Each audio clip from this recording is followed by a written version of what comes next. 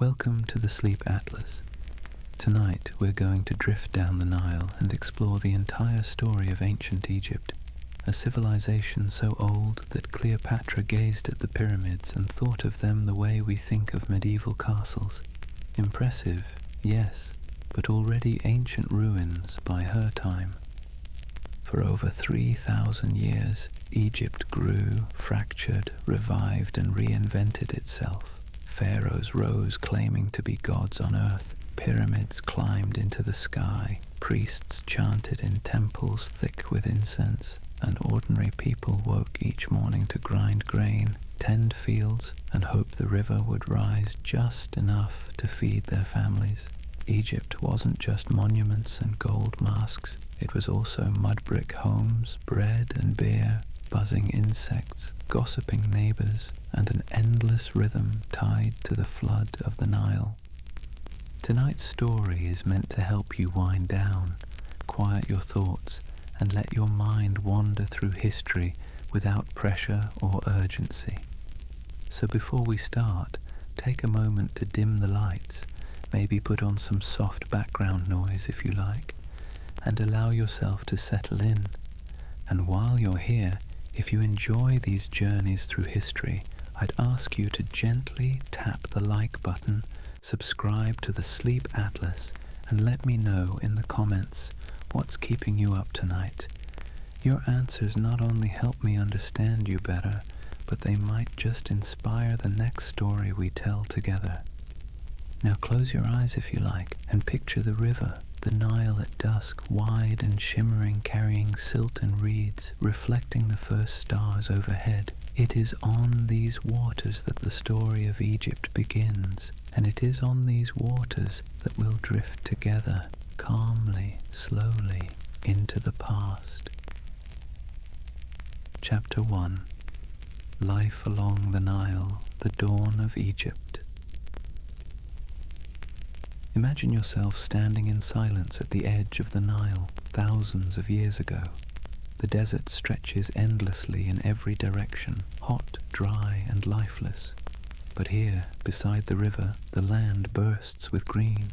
Reeds sway gently, papyrus stalks climb tall, and dark soil, so rich it looks almost black, spreads in a thin band on either side of the water. This thin strip of fertility is the only thing standing between life and death. For Egyptians, the Nile wasn't just a river, it was everything. It dictated the rhythm of their existence, the shape of their calendar, and the possibilities of their future. When the river rose each year, spilling over its banks, it left behind a film of silt, soft and nourishing, perfect for planting.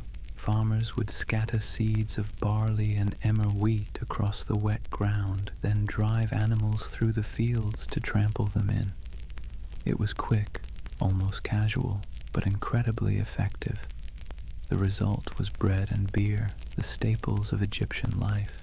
And let's be clear, beer wasn't an optional indulgence. It was liquid nutrition, cloudy and thick, packed with calories. Children drank it. Priests drank it. Even workers hauling stones for pyramids were rationed jars of beer to keep them fueled. But of course the Nile wasn't always generous. A year of weak floods meant thin harvests, empty granaries, and the slow gnaw of hunger. Entire dynasties rose and fell on the river's reliability. Later, kings would take credit for controlling the floods, though in truth they had about as much control over the Nile as you or I have over the moon. At best, they prayed, and when things went well, they claimed divine favor. When things went badly, well, someone had clearly displeased the gods. Daily life revolved around this watery clock. Picture families living in small mud-brick homes, their walls crumbling under the heat, patched again and again with clay. These houses were simple, flat roofs, maybe 1 or 2 rooms, little ventilation. Inside, smoke from cooking fires hung in the air, clinging to reed mats and baskets. Outside, donkeys brayed, goats scrambled about, and children ran half naked through the dust, their bellies sticky with dates. Life was noisy, earthy and communal. And through all of it, the Nile was constant. People washed in it, traveled on it, worshipped it. Boats cut through the current, carrying grain, fish, stone, and people. In a land where the desert swallowed everything in silence, the Nile was a living highway. Without it, there would have been no Egypt. Religious imagination tied itself tightly to the river. The floods were seen as gifts from the gods. The steady rise and fall echoed the cycle of life and death.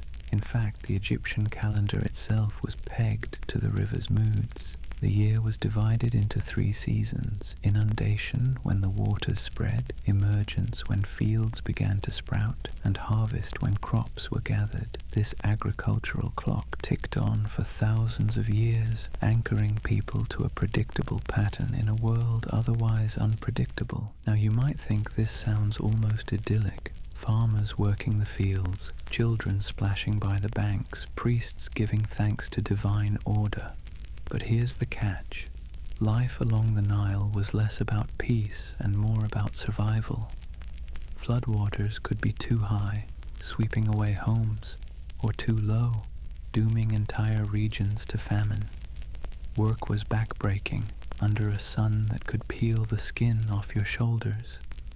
And while we look back at the Nile as a symbol of beauty and mystery, most Egyptians probably thought of it the way you think of your paycheck. Necessary, precarious, and never quite enough. Still, for all its hardships, the Nile created something extraordinary. It gave birth to one of the first truly complex civilizations on Earth. From its mud and floods, Egyptians learned to cooperate, to plan, and to dream bigger than simple survival. Kings would rise, gods would take shape, stone would be carved into monuments so massive that they outlasted empires. But beneath it all, the river kept flowing, steady and eternal, the quiet heartbeat of Egypt. So as you drift here, listening to the soft murmur of the Nile in your mind's ear, imagine the lives that unfolded along its banks. Farmers waking with the dawn to till the damp soil, women grinding grain into flour, the rhythmic scrape of stone on stone filling the air, fishermen casting nets that glittered in the sun, all of it in harmony with the rise and fall of the river, a rhythm that carried on for thousands of years. Close your eyes for a moment and imagine the Nile not as the grand highway of pyramids and temples, but as something quieter. Picture a scattering of small villages along the riverbanks, each little more than a cluster of mudbrick homes, reed huts, and small garden plots, chickens pecking in the dirt, goats tied to posts, smoke curling from outdoor hearths where bread bakes on flat stones. This was Egypt before Egypt, not yet a mighty civilization, but a series of experiments in survival. At first, these settlements were little more than extended families, farming together, fishing together, defending themselves from the unpredictable moods of the river. But, as is the case with humans everywhere, someone eventually decided they deserved a bigger hut than the rest. And from there, well, hierarchy was born. Some families began to gather more grain, or more cattle, or more shiny trinkets dug up from riverbeds. Suddenly, wealth and power weren't evenly spread, and with power came politics, even if it was just deciding who got to boss everyone else around in the village. Over time, these little communities grew into what historians like to call nomes. Think of them as small districts, each with its own leader, part chief, part priest, part local landlord. These nomes weren't united under a single flag yet, but they were already the seeds of kingdoms. Each nome carved out its piece of the river and learned to defend it fiercely, because in Egypt, fertile land wasn't just desirable, it was everything. If you controlled the Nile's edge, you controlled life itself. We can still trace their presence in ancient cemeteries. Burials became more elaborate. Instead of simply laying someone in a shallow grave with a few pots, People started adding goods, tools, jewelry, even sacrificed animals. The message was clear. Some folks were more important than others. If you've ever wondered when humanity decided to start keeping score, Egypt's early villages are a perfect case study. But it wasn't just social competition. These communities developed their own gods and symbols. Each nome might worship a local animal, perhaps a crocodile in one place, a falcon in another, or a cow elsewhere. These weren't just pets. They were sacred symbols of divine protection. Later, when Egypt finally unified, many of these local cults would be absorbed into the national religion, giving us the eclectic zoo of gods we know today. And of course, as villages grew, so did conflict. When two nomes decided their cattle needed the same grazing patch, the result wasn't a polite debate. It was fighting. Spears, clubs, and maybe a few unlucky stones flung in anger. Archaeologists have found signs of violence on skeletons from this period, proof that Egypt's idyllic river villages weren't always so peaceful. For every harvest feast, there was probably a skirmish over water rights. Still, something remarkable happened in this environment. Out of mud and struggle, Egyptians started organizing themselves into larger entities. Villages fused into small kingdoms, and small kingdoms began to recognize the advantage of aligning with their neighbors. Step by step, Egypt was moving towards something bigger, though no one living in those huts and mud-brick houses could have imagined what was coming. By around 3,500 BCE, two main regions began to dominate the map. Upper Egypt in the south stretched along a narrow ribbon of river valley, and Lower Egypt in the north, sprawling into the wide, fertile delta. They developed their own cultures, their own symbols, and, unsurprisingly, their own rivalries. If you've ever had two siblings fighting for control of the family dinner table, you've got the basic idea. Only here, the dinner table was an entire river valley, and the stakes were nothing less than survival. This was Egypt's childhood, the awkward years where everyone's still figuring out how to live together, who gets to lead, and whose gods are the most important. It's a story told not in marble monuments, but in shards of pottery, in the faint lines of early hieroglyphic symbols scratched on clay tags, in graves filled with both wealth and weapons. The Nile tied everyone together, but human ambition ensured they wouldn't stay equal for long. So, as you let your thoughts drift, imagine these early settlements. Imagine the quiet evenings by the river, the smell of smoke and grain in the air, the sound of cattle lowing in the distance. Imagine the children playing by the banks while their parents argue about land or taxes, or which spirit in the sky needs to be appeased to ensure next year's flood. This was the dawn before the dawn, the fragile beginnings of what would one day become one of history's most enduring civilizations. By the time we reach around 3100 BCE, Egypt wasn't just a scattering of little farming villages anymore. It had already split into two very different regions, like siblings forced to share a bedroom who couldn't stand each other. In the south, Upper Egypt, life followed the narrow valley of the Nile, with mountains rising steeply on either side, forcing the people into a thin green corridor. Their symbol was the tall white crown, shaped like a bowling pin, and they saw themselves as tough, practical river folk. In the north, Lower Egypt, the Nile spread out into the lush delta, full of marshes, birds, and fertile farmland. Their symbol was the red crown, squat and flat, like a chair without legs. These two worlds rubbed against each other constantly. Different crops, different gods, different crowns, and inevitably a rivalry that would shape history. Enter Narmer, sometimes called Menes, depending on which ancient source you trust. He's the figure credited with doing the impossible, taking these two warring lands and fusing them into one. The story goes that Narmer, a king from Upper Egypt, marched north, conquered the delta, and declared himself ruler of a united Egypt. How much of this was clean victory and how much was messy compromise we'll never know. Ancient chroniclers preferred their history neat, with kings striding onto battlefields and gods nodding approvingly in the background. Reality, as usual, was probably grubbier. One of the most famous artifacts we have from this era is the Narmer pallet, a hefty slab of carved stone found buried in a temple. On it, Narmer appears in dramatic poses, wearing the white crown of Upper Egypt in one scene, striking down enemies, while in another scene he dons the red crown of Lower Egypt. To us, it might look like an ancient comic strip carved in stone. To them, it was propaganda, loud, clear, and heavy enough to brain someone with if needed. The message was simple.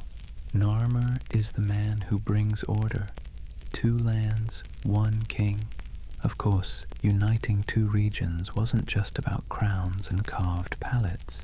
It meant blending 2 cultures, 2 sets of gods, 2 bureaucracies. Narmer and his successors began creating a national identity. The double crown, combining the red and white into a single headpiece, symbolized this unity. Temples were built to honor gods from both regions. A new capital, Memphis, was established strategically, where Upper and Lower Egypt met, a political compromise baked into geography. But let's not kid ourselves. Unity didn't mean peace and harmony forever after. There were likely uprisings, grudges, and endless negotiations. Narmer's achievement was less about one glorious conquest and more about setting a precedent. Egypt could be one land, ruled by one man, blessed by the gods. From this point forward, that was the model. Every pharaoh for the next 3,000 years would claim to be the keeper of this unity, the living glue holding the 2 lands together. It's worth pausing here to consider what a gamble this was. Egypt didn't have natural frontiers like mountains or thick forests. It had desert, vast, unforgiving, and impossible to survive in for long. That meant all the people were packed along the same river. If unity failed, if the Nile fractured into squabbling kingdoms, the whole experiment could collapse.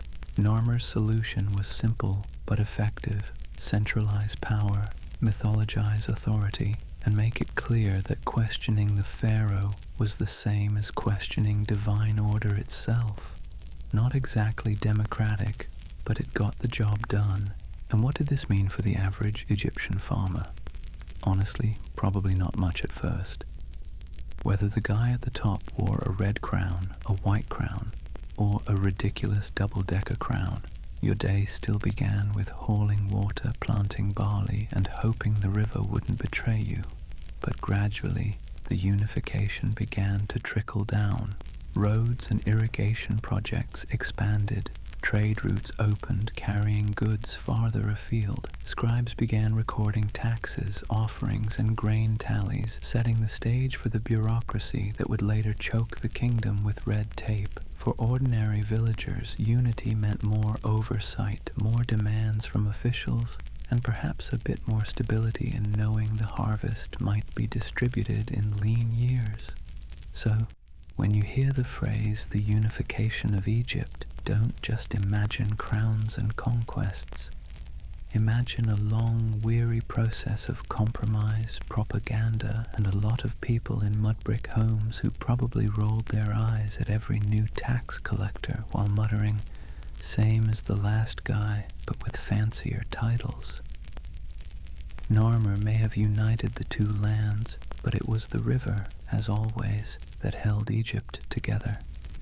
As you drift deeper into this story, picture the moment of symbolic transformation, the merging of red and white crowns into one, the idea of 2 becoming one, the delicate hope that unity could tame the unpredictability of the Nile.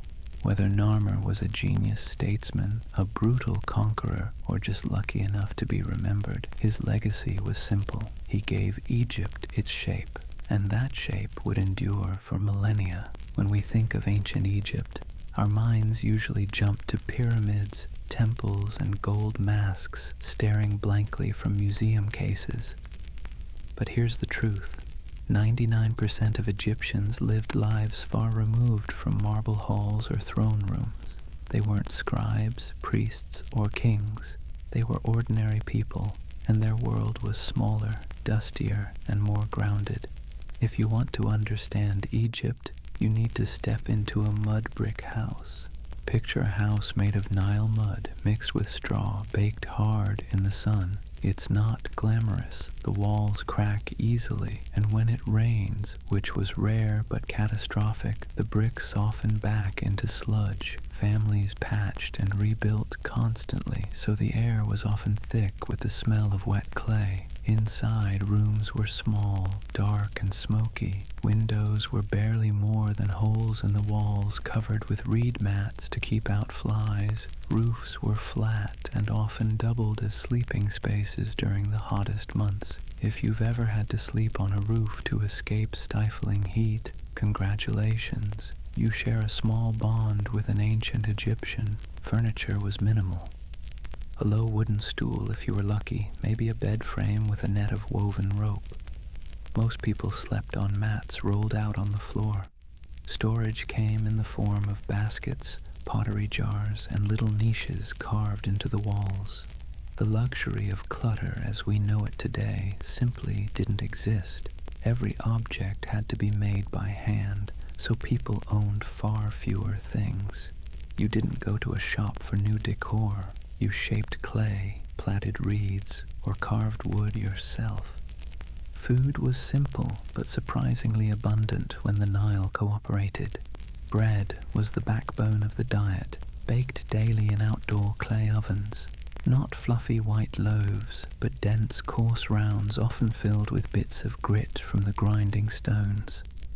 Imagine chewing bread that doubled as sandpaper for your teeth. That was the Egyptian dental plan. Beer was the other staple, thick, cloudy, almost like a porridge you could drink. It provided calories, hydration, and even a little buzz to take the edge off endless labor. Fish from the river, onions, garlic, and dates rounded out the meals. Meat was a rarity unless you were wealthy or part of a feast. For the poor, meat usually meant whatever scrawny goat or chicken they could occasionally afford. Work consumed most of life. Farmers trudged into the fields with simple wooden ploughs, often pulled by oxen. Sickles made of wood with flint blades harvested the grain. The tools were basic but effective enough that they stayed largely unchanged for centuries. Farming was backbreaking, and the sun was merciless. Imagine long hours bent over, feet sinking in muddy soil, while mosquitoes whined in your ears. Romantic? Hardly. But it was steady, predictable, and the entire society depended on it. Children were part of the workforce, too. There were no toys piled in the corner, no organized school days, unless you were one of the privileged few destined for scribal training. Most kids herded goats, fetched water, or helped grind grain. They did play, of course. Clay balls, little carved dolls, improvised games in the dust. But leisure was squeezed between chores. Life was practical from the beginning. Religion was never far away. Household shrines tucked into corners held clay figures of protective gods. Families murmured prayers over meals, hoping the gods would safeguard the harvest or keep disease away. Ordinary Egyptians didn't build pyramids, but they did shape their lives around small rituals, tiny acts of devotion that made sense of an unpredictable world. And here's the thing. While kings carved their names into stone for eternity, the mud-brick lives of ordinary Egyptians rarely survived. Archaeologists pieced them together from broken pottery, worn-out sandals, and scraps of basketry left behind in rubbish pits. Their voices are quiet, drowned out by the monuments, but they were the heartbeat of Egypt. Without their labor, no temples would rise, no pyramids would gleam, No pharaoh would sit on a throne. So, as you let your breathing settle, imagine yourself in one of those mud-brick homes, the walls warm from the sun, the air filled with the scent of baking bread, the hum of insects outside. Imagine the scrape of grinding stones, the laughter of children splashing in the river, the faint chant of a prayer whispered to a household god. Life was hard, yes, but it was also deeply human, ordinary, repetitive, and somehow extraordinary in its endurance. If you lived in early Egypt, religion wasn't something you squeezed into an hour on the weekend. It was everywhere. It hummed in the background of daily life, like the buzz of insects at dusk. Every sunrise, every harvest, every illness, every death, it all had meaning, all tied to gods and spirits who could make or break your existence. In a world where the Nile's floods could mean life or famine, divine explanation wasn't optional. It was necessary. At the center of it all was the sun. Each day it rose over the desert horizon, scorching the land, but also bringing life.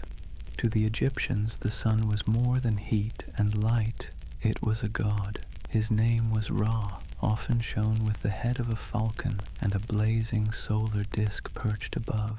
The story went that Ra sailed across the sky in a golden boat each day, then dipped into the underworld at night to battle chaos and darkness before being reborn again in the morning.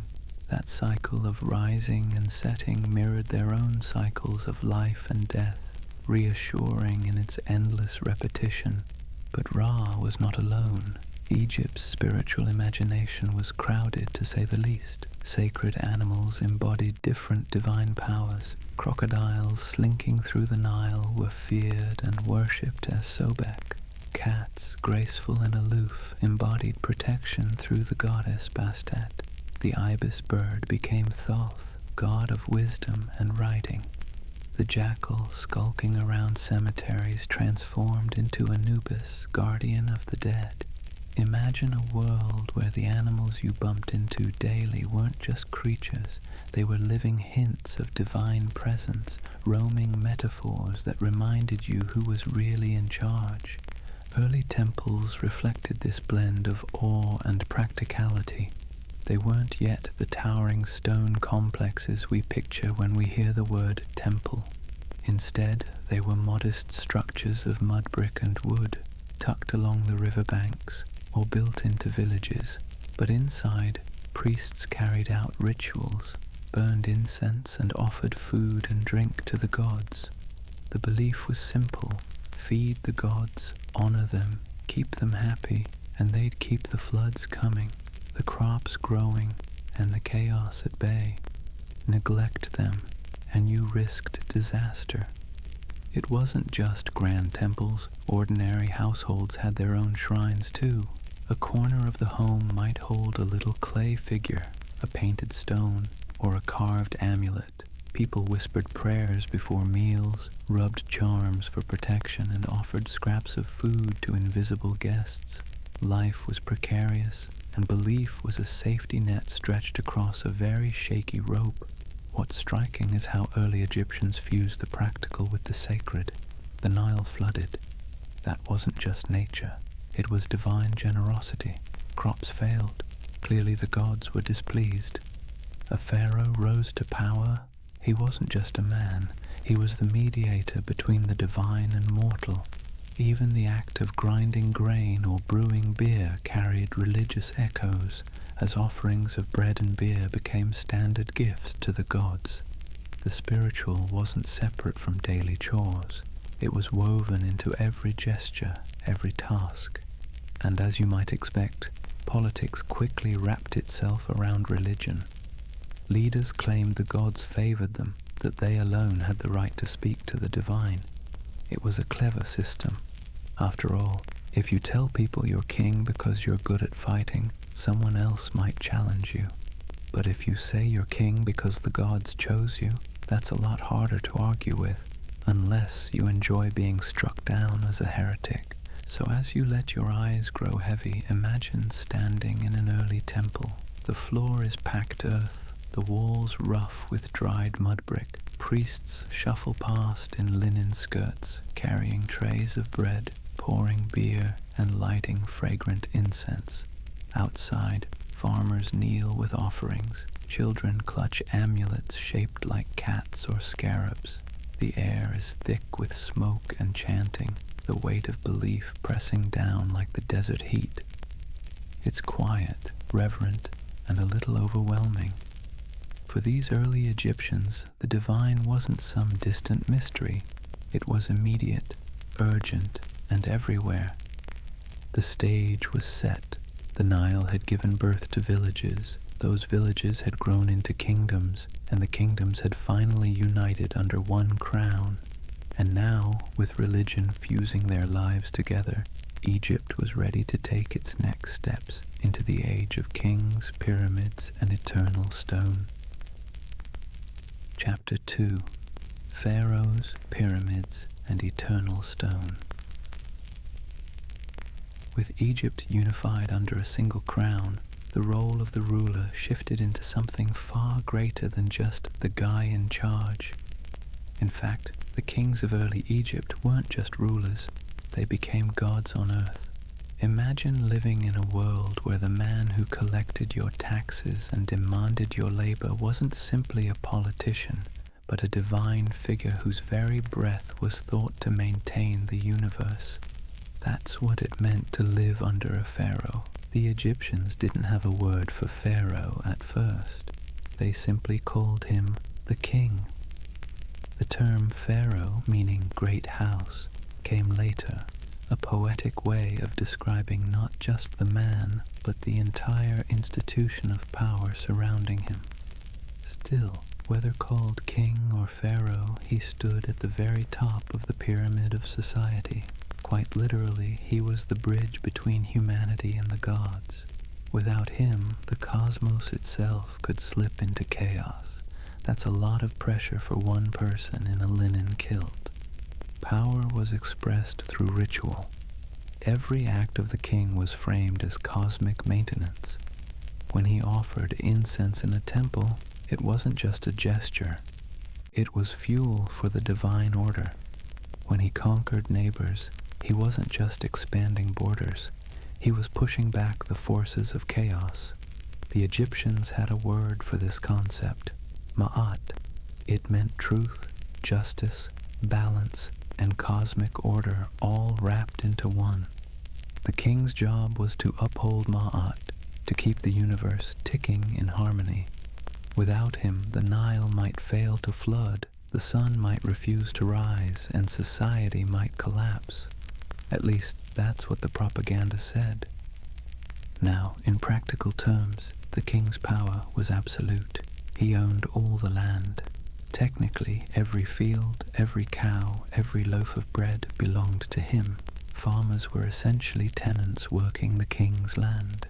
They gave up a portion of their harvest as taxes, which were stored in massive granaries. These stores weren't just for feeding the royal household. They functioned as the state's safety net.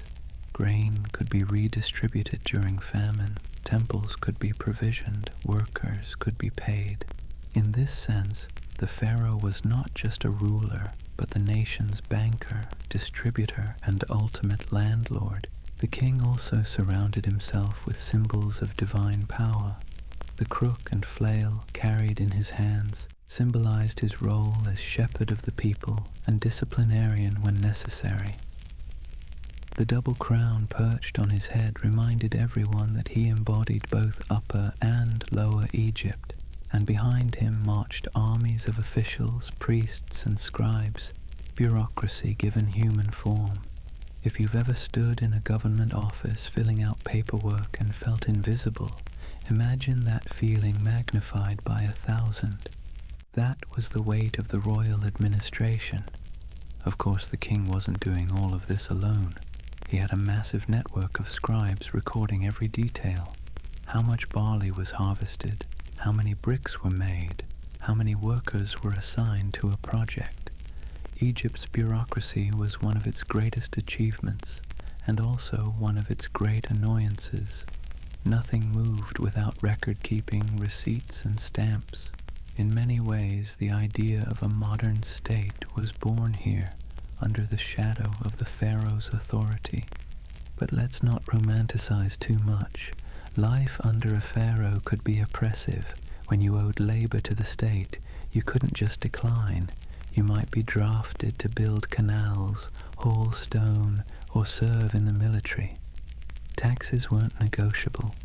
And while the pharaoh was painted as a benevolent divine father, the reality was much closer to an absolute monarch with a god complex.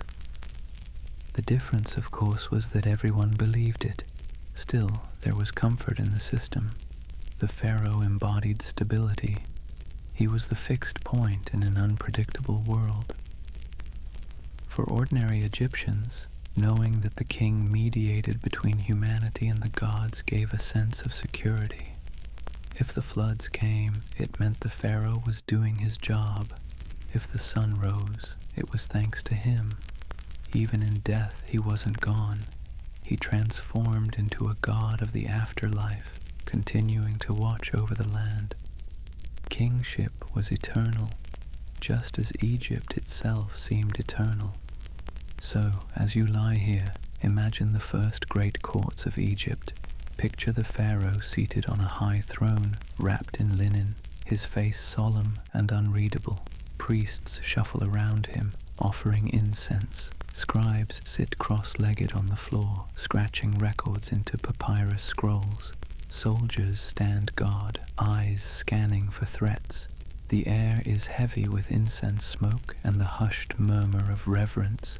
For those present, this wasn't just politics, it was witnessing divinity in action. And whether you believed wholeheartedly or simply nodded along to survive, the truth was clear. The age of divine kings had begun. Pharaohs would define Egypt for centuries, carving their names into stone, surrounding themselves with monuments and demanding loyalty in the name of cosmic order. Egypt was no longer just a collection of villages by the river. It was a kingdom bound by faith, bureaucracy, and the will of one man who was believed to be more than human. If Egypt's pharaohs were divine kings, the Old Kingdom was their golden stage. This was the era, roughly 2700 to 2200 BCE, when kings weren't content to simply sit on thrones or run granaries. They wanted to carve their power into the earth itself, to build monuments so massive that they would outlast their bones, their names, and even their empires. And thus came the pyramids, those great wedges of stone that still dominate the horizon today, 3,000 years after the last pyramid was built. The pyramid story begins modestly enough.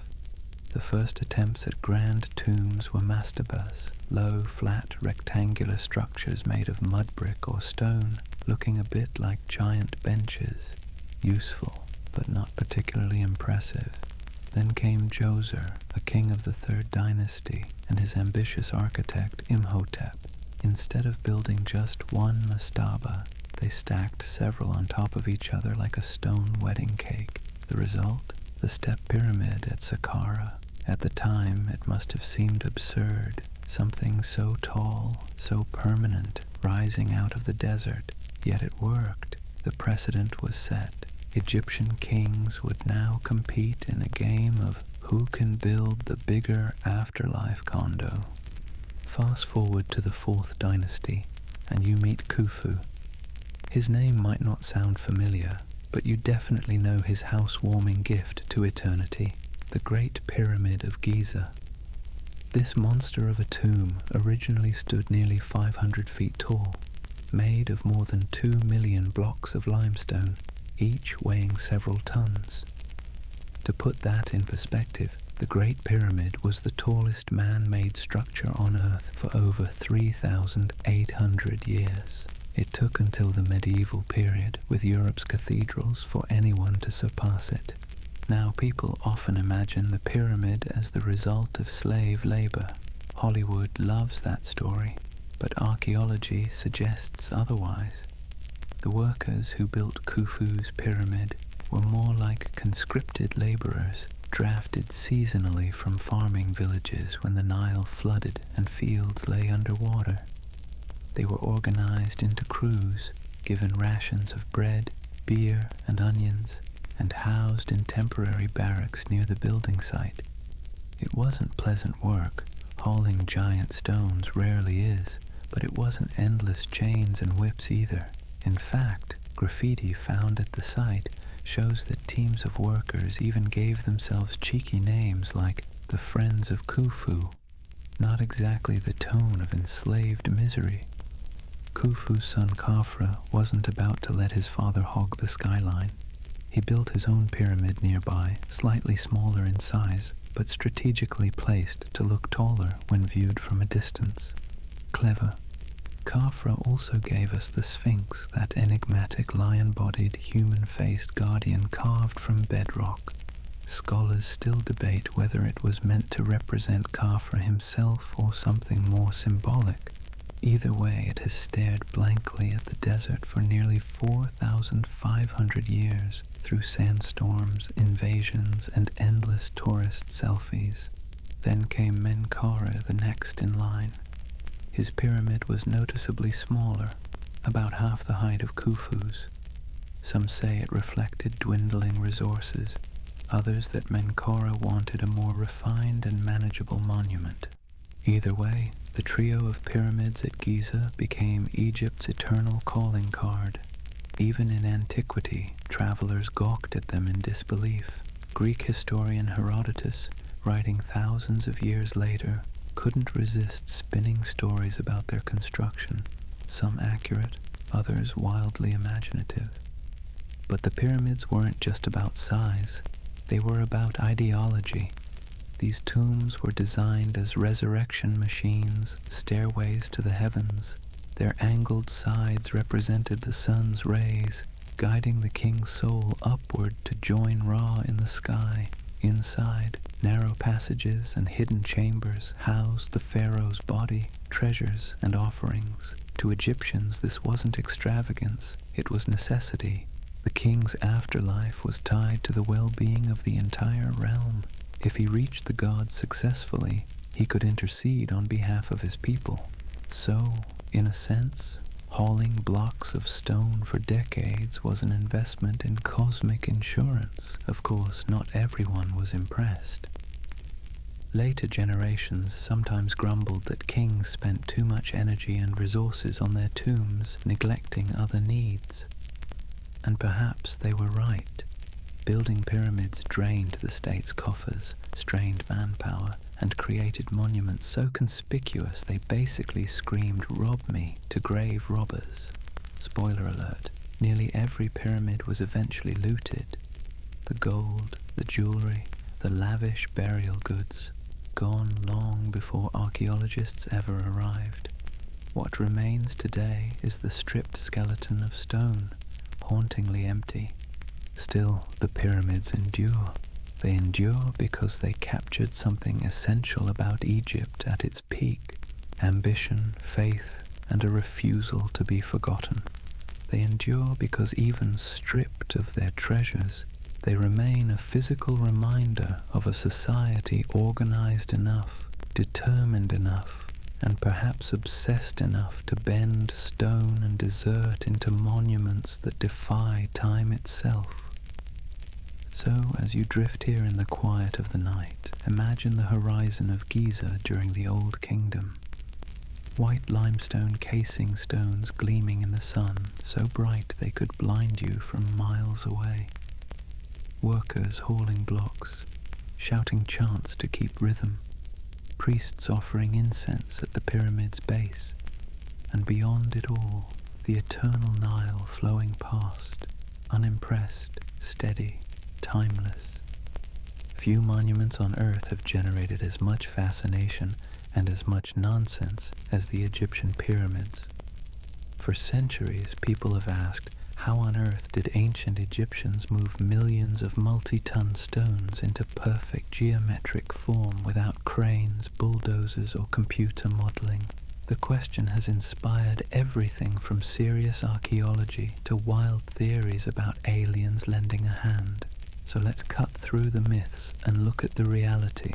Spoiler, it's both less glamorous and more impressive than you might think. The myth of slaves chained under the lash is one of the most enduring images of pyramid construction. Hollywood loves the drama, sweaty masses whipped into submission, suffering for the glory of some tyrant king. But the evidence doesn't really support that picture. Excavations at Giza have uncovered worker villages, rows of dormitories, bakeries, breweries, even cemeteries for those who died on the job. The skeletons show signs of medical care. Bones were set, wounds treated. This doesn't sound like an expendable slave population. Instead, the builders were likely conscripted peasants, drafted during the flood season when their fields were underwater and farming work paused. Building pyramids was essentially a national service project. Grueling, yes. Whip-crack slavery? Probably not. The actual techniques of construction were deceptively simple. Workers quarried limestone blocks nearby, dragging them with sledges over packed earth or mud. In fact, a painting from a later tomb shows men pouring water in front of a sledge to reduce friction, a low-tech but genius solution. Stones were hauled up earthen ramps that spiraled around the growing pyramid or extended straight out like massive causeways. Once in place, blocks were levered and nudged into position with sheer muscle power and teamwork. Not magic, not aliens, but physics, sweat, and determination. It's worth pausing here. 2 million stones for the Great Pyramid, each weighing on average 2.5 tons. Even if you set just 10 blocks a day, you'd be at it for centuries. And yet Khufu's pyramid rose in about 20 years. That means crews were moving and placing a block roughly every 2 minutes during daylight hours. Think about that level of coordination.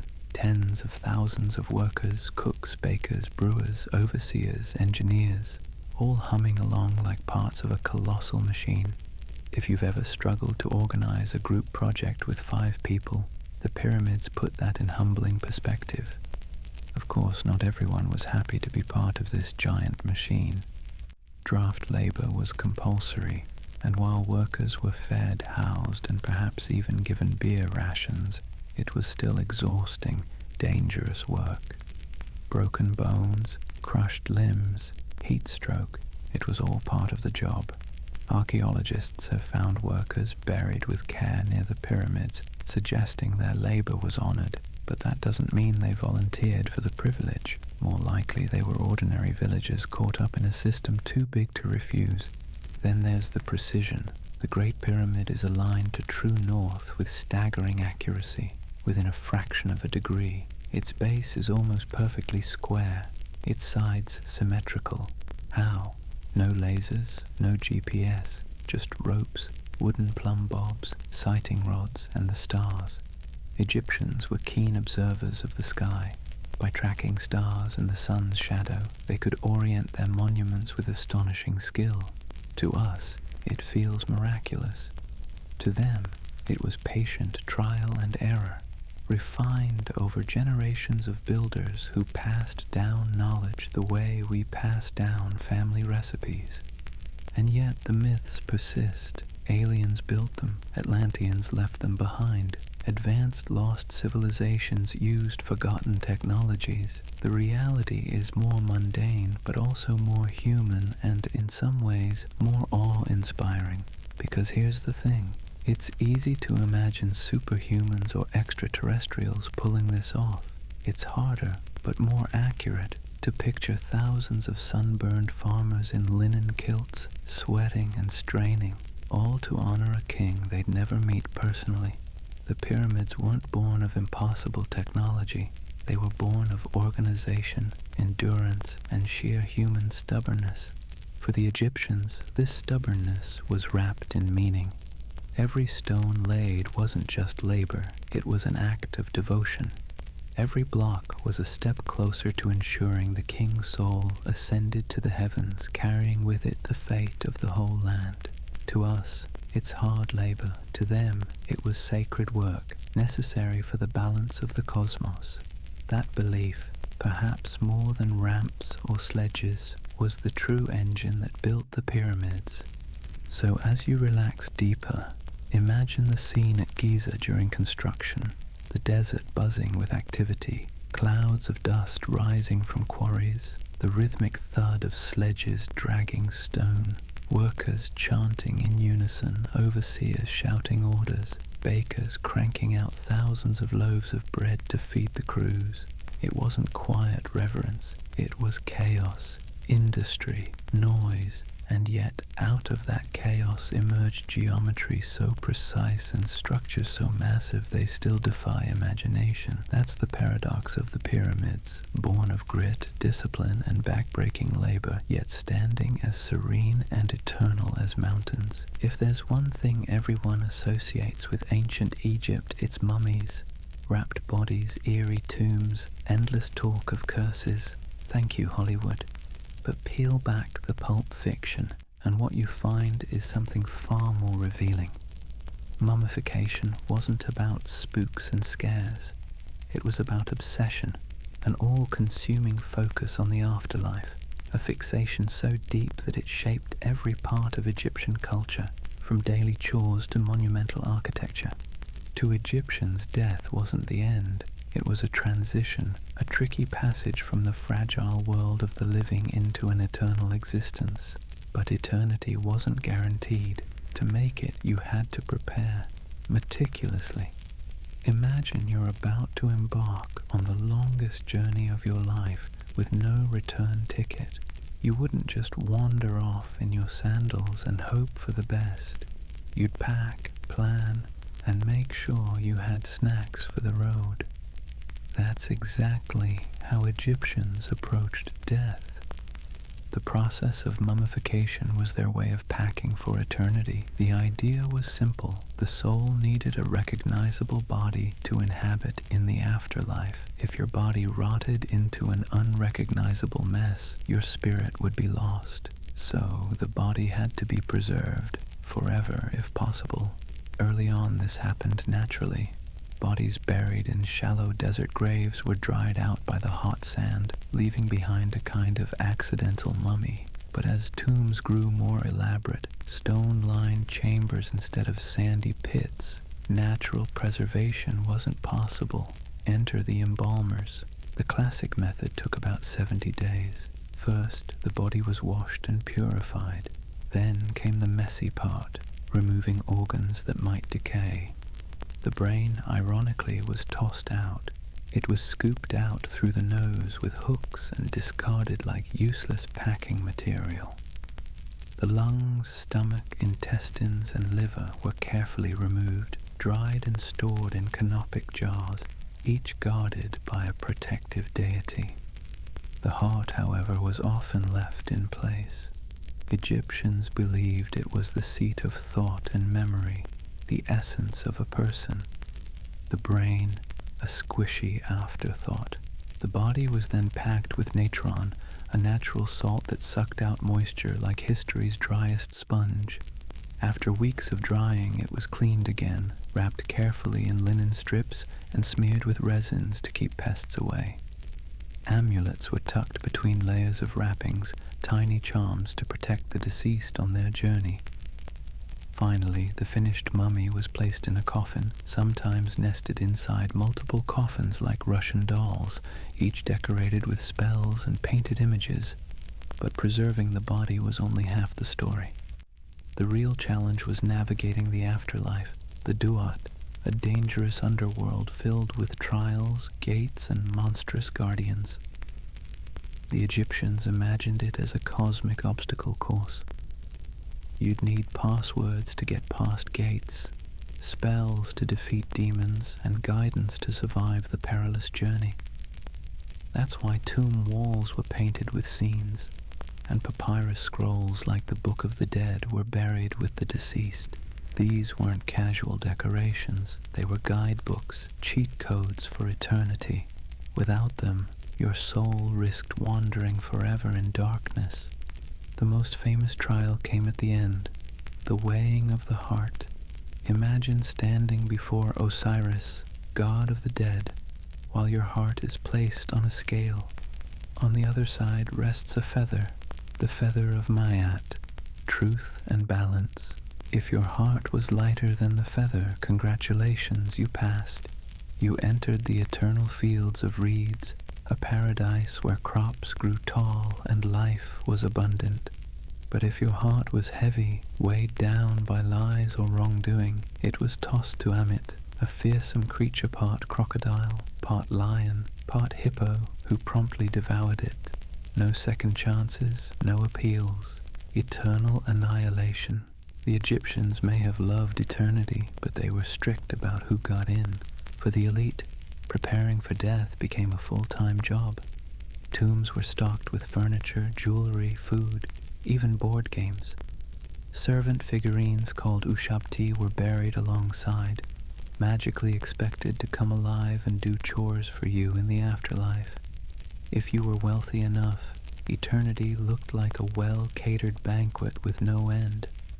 For ordinary Egyptians, preparations were humbler. Perhaps a few amulets, a simple coffin, a prayer whispered over a body wrapped in cloth. Still, the principle was the same. You couldn't just die. You had to plan your way into eternity. It's easy to laugh at the elaborate rituals, the jars, the spells, the endless linen wrapping. But think about it. Death terrified them as much as it terrifies us. They just chose to meet that fear with preparation, with ritual, with the stubborn belief that they could control what came next. And in a way, their obsession worked. Here we are, thousands of years later, still talking about their mummies, still staring at their tombs, still imagining their journey through the Duat. They wanted eternity, they got it, just not in the way they expected. So as you drift, picture the embalmer's workshop, the air thick with the scent of resin and natron, flickering lamplight casting shadows on linen-wrapped forms, priests murmuring incantations, placing charms on the body. And beyond, imagine the soul of the deceased stepping into the Duat, passing gates, reciting spells, hoping their heart is light enough to survive the weighing. For Egyptians, this wasn't fantasy. It was the most important journey of all. For all their grandeur, the pyramids of the Old Kingdom stand today as eerie monuments to both success and fragility, because as dazzling as this age of divine kings and stone mountains was, it didn't last. By around 2200 BCE, the Old Kingdom collapsed into chaos, and the reasons tell us something sobering. Even the mightiest civilizations can be undone not by invading armies, but by hunger, bureaucracy, and a river refusing to cooperate. The first problem was the Nile itself. For centuries, the river had flooded with reassuring regularity, nourishing the fields and feeding the people. But then came a series of low floods. The water levels dropped, harvests failed, and famine spread. Granaries that once overflowed ran empty, and people starved. For a society so dependent on one river, it was like the rug being yanked from under them.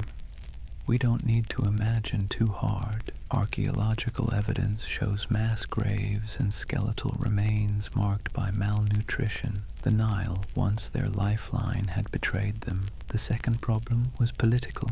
Pharaohs had centralized everything: land, labor, grain, religion, authority. It worked brilliantly, until it didn't. Over time, local governors, called nomarchs, gained more and more autonomy. They were supposed to act as the king's representatives, but as famine spread and central authority faltered, these regional leaders began acting like mini-pharaohs, ruling their districts independently. The careful balance between unity and local control cracked. Egypt fractured into a patchwork of competing fiefdoms, each jealously guarding what little food and resources remained. The pharaohs themselves didn't help their case. Building massive pyramids had drained the state of wealth and manpower. The people who once believed their king upheld Ma'at, cosmic order, started to question whether he really had the gods on his side. After all, if the king was divine, why were people starving? Why was the Nile shrinking? Belief faltered, and with it, the ideological glue that held Egypt together. This breakdown ushered in what historians call the First Intermediate Period, a polite way of saying a couple of centuries of mess. Civil wars broke out, nomarchs battled each other, bandits roamed the countryside.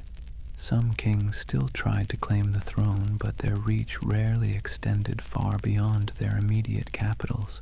For the average farmer, life became precarious.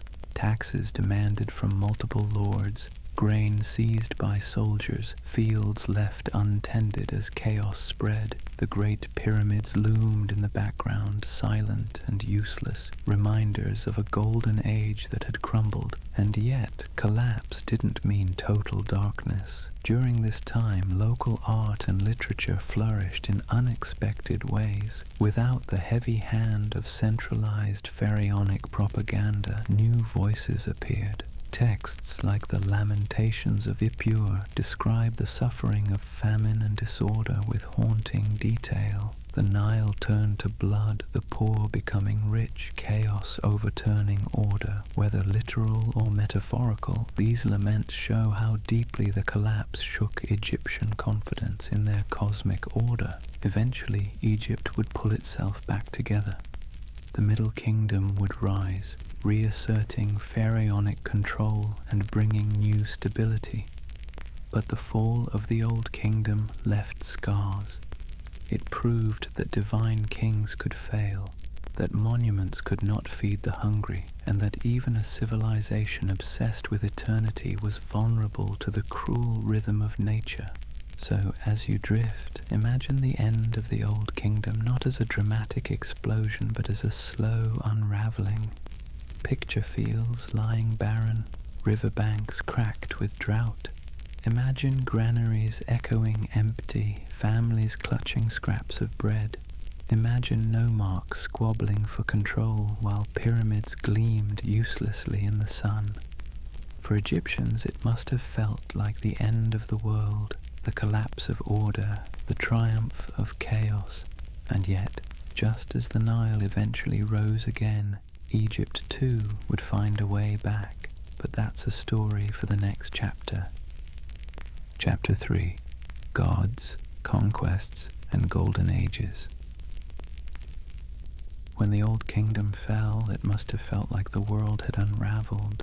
Famine, civil war, local rulers bickering like children fighting over scraps. It wasn't exactly the shining age of the pyramids.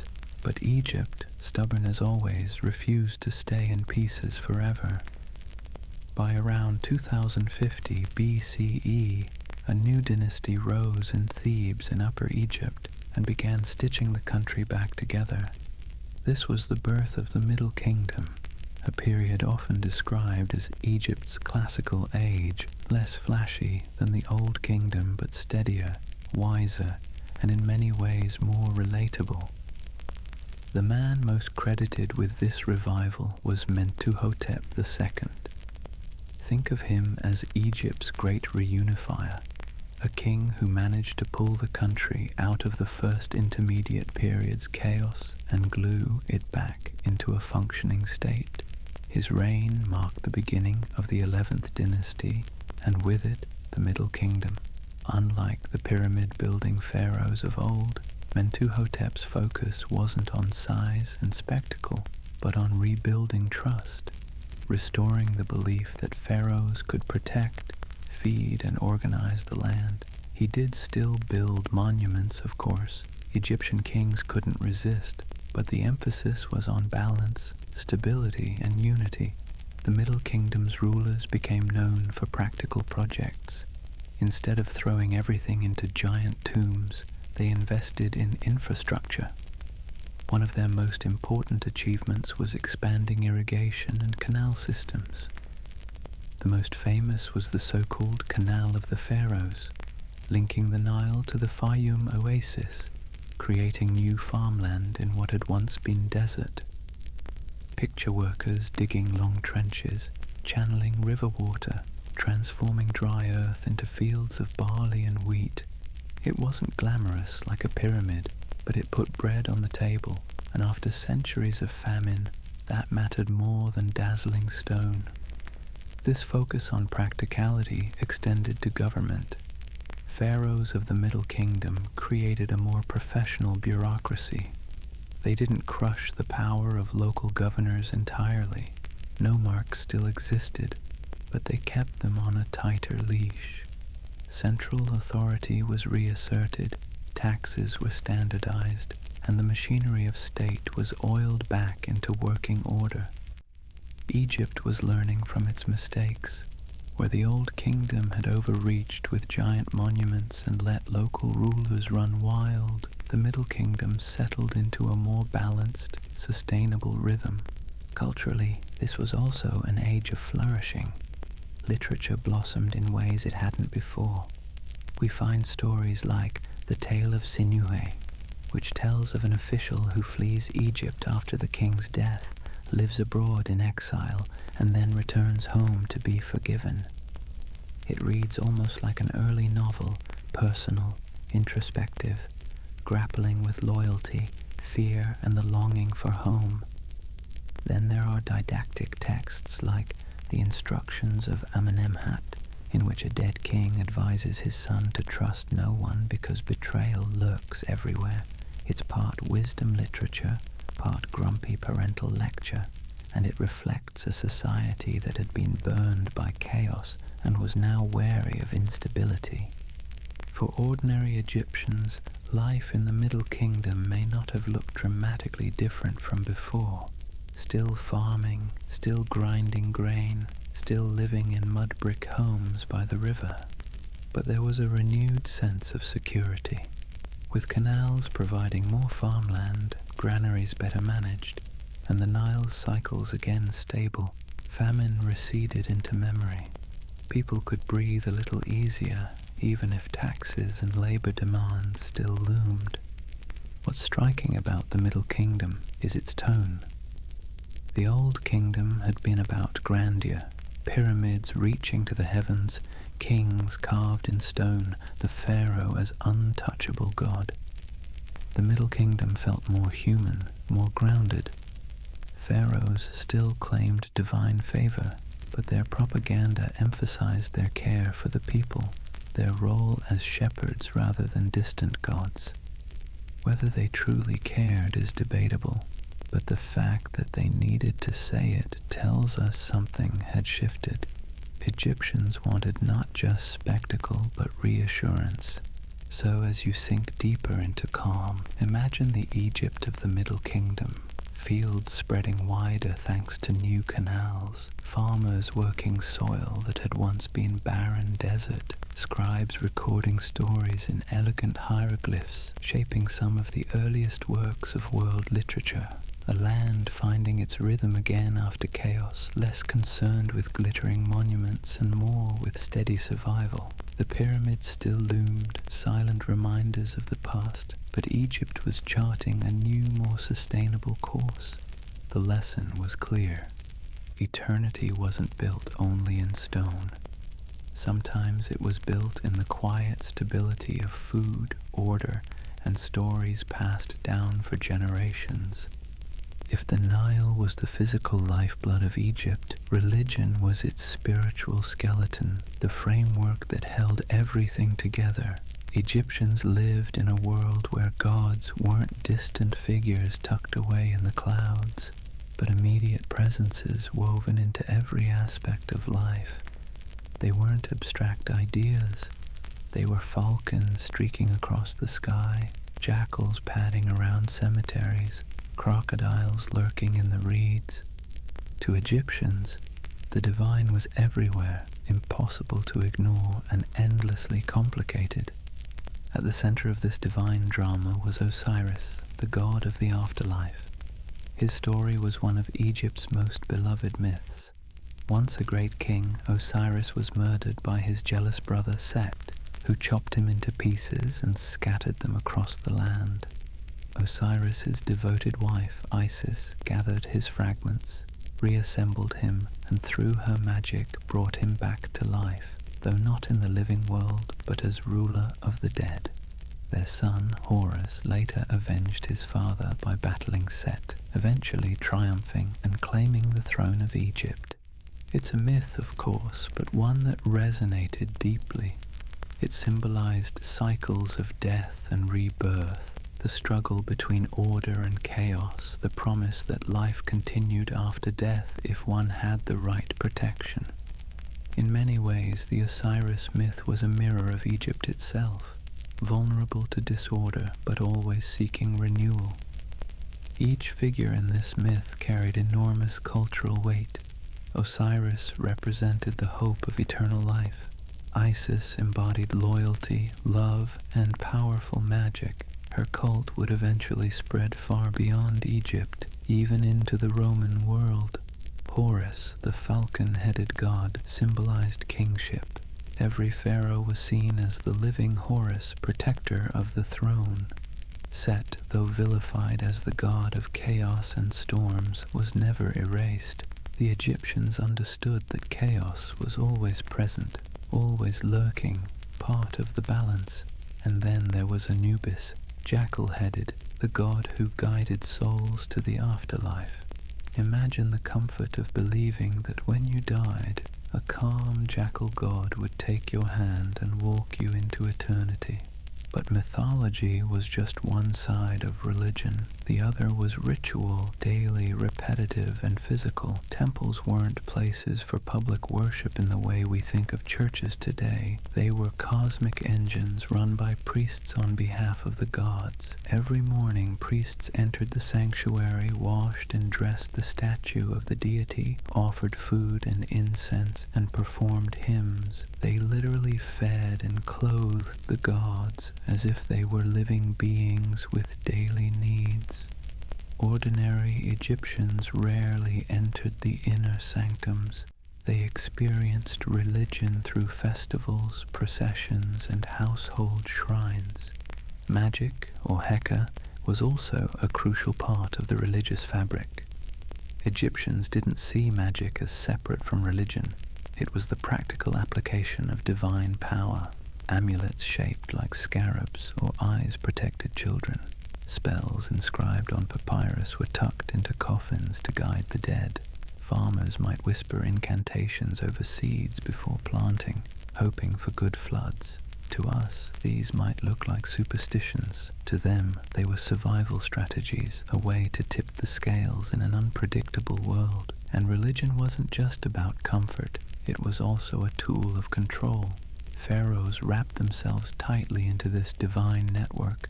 They weren't just rulers, they were Horus in the flesh, the guarantors of Ma'at, the cosmic order. Every victory they claimed, every temple they built was framed as a service to the gods.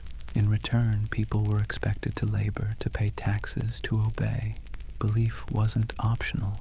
It was the glue binding society, politics, and survival into one seamless system. Yet, despite the top-down control, religion also gave ordinary Egyptians something profound, a sense of continuity. Life was hard, fields flooded, diseases swept through villages, kings rose and fell, but the gods remained constant. The sun still crossed the sky each day as Ra. The Nile still rose with Osiris's blessing. The stars still wheeled overhead, tied to endless cycles of death and rebirth. In religion, Egyptians found reassurance that however messy life became, the cosmos itself had structure. So as you rest, imagine yourself at a festival in honor of Osiris, the air filled with the sound of drums and flutes, incense drifting through the streets, priests carrying a gilded statue of the god in procession. Crowds gather, cheering, singing hymns, tossing flowers.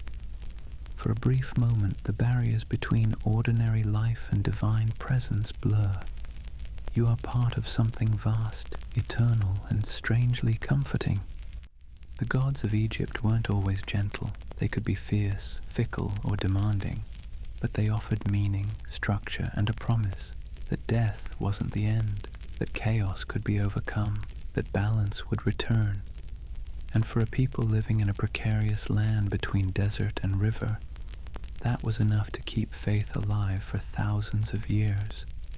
For centuries, Egypt felt untouchable, protected by deserts on either side, the cataracts of the Nile to the south and the Mediterranean to the north. It seemed like a world unto itself, safe, orderly, eternal. But no civilization lives in a vacuum forever. Eventually, outsiders found cracks in the system, and Egypt learned the hard way that isolation doesn't last. The most famous of these intrusions came during the Second Intermediate Period, when a group known as the Hyksos swept into the Nile Delta and turned Egypt's world upside down. The Hyksos were not, as older historians once assumed, a marauding horde that suddenly descended on Egypt like locusts. Instead, they trickled in over time, immigrants, traders, mercenaries from the Levant region, probably modern-day Syria and Palestine. They settled in the delta, intermarried, traded, and gradually built their own power base. At first, they lived alongside Egyptians, but as central authority weakened, the Hyksos seized the opportunity. Around 1650 BCE, they took control of Lower Egypt and established their own dynasty, ruling from the city of Avaris. For Egyptians, this was a humiliation of cosmic proportions. Foreigners, outsiders, sitting on the throne of the two lands. It wasn't just political defeat, it was chaos incarnate, a violation of Ma'at. The Hyksos didn't see it that way, of course. They adopted Egyptian titles, wore Egyptian crowns, and presented themselves as legitimate rulers.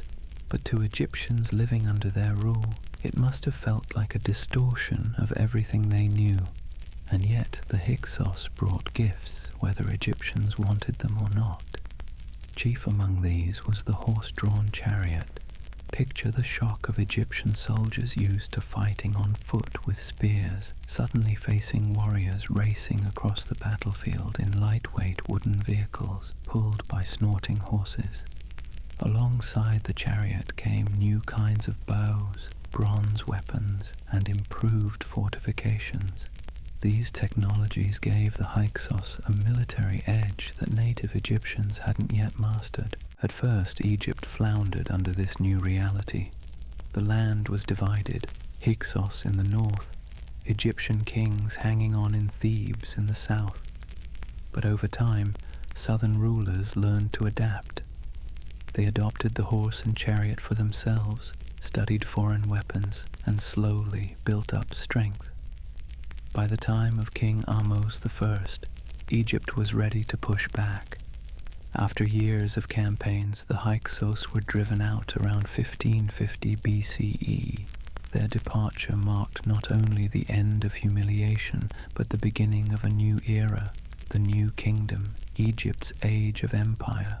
Looking back, it's tempting to cast the Hyksos as villains. Egyptian propaganda certainly did, painting them as barbarous invaders. But reality was more complicated. The Hyksos weren't destroyers, they were assimilators. They adopted Egyptian culture even as they introduced new ideas. Their presence forced Egypt to evolve, to innovate, to become a military power instead of a complacent kingdom. Without the shock of the Hyksos, Egypt might never have reached the heights of the new kingdom. For ordinary people, of course, these political shifts meant little beyond more taxes, more wars, more instability. Farmers in the south probably still woke each morning to tend their fields, grumbling about officials collecting grain for armies. Craftsmen still carved amulets and pots. Women still ground wheat into flour. Children still splashed in the Nile.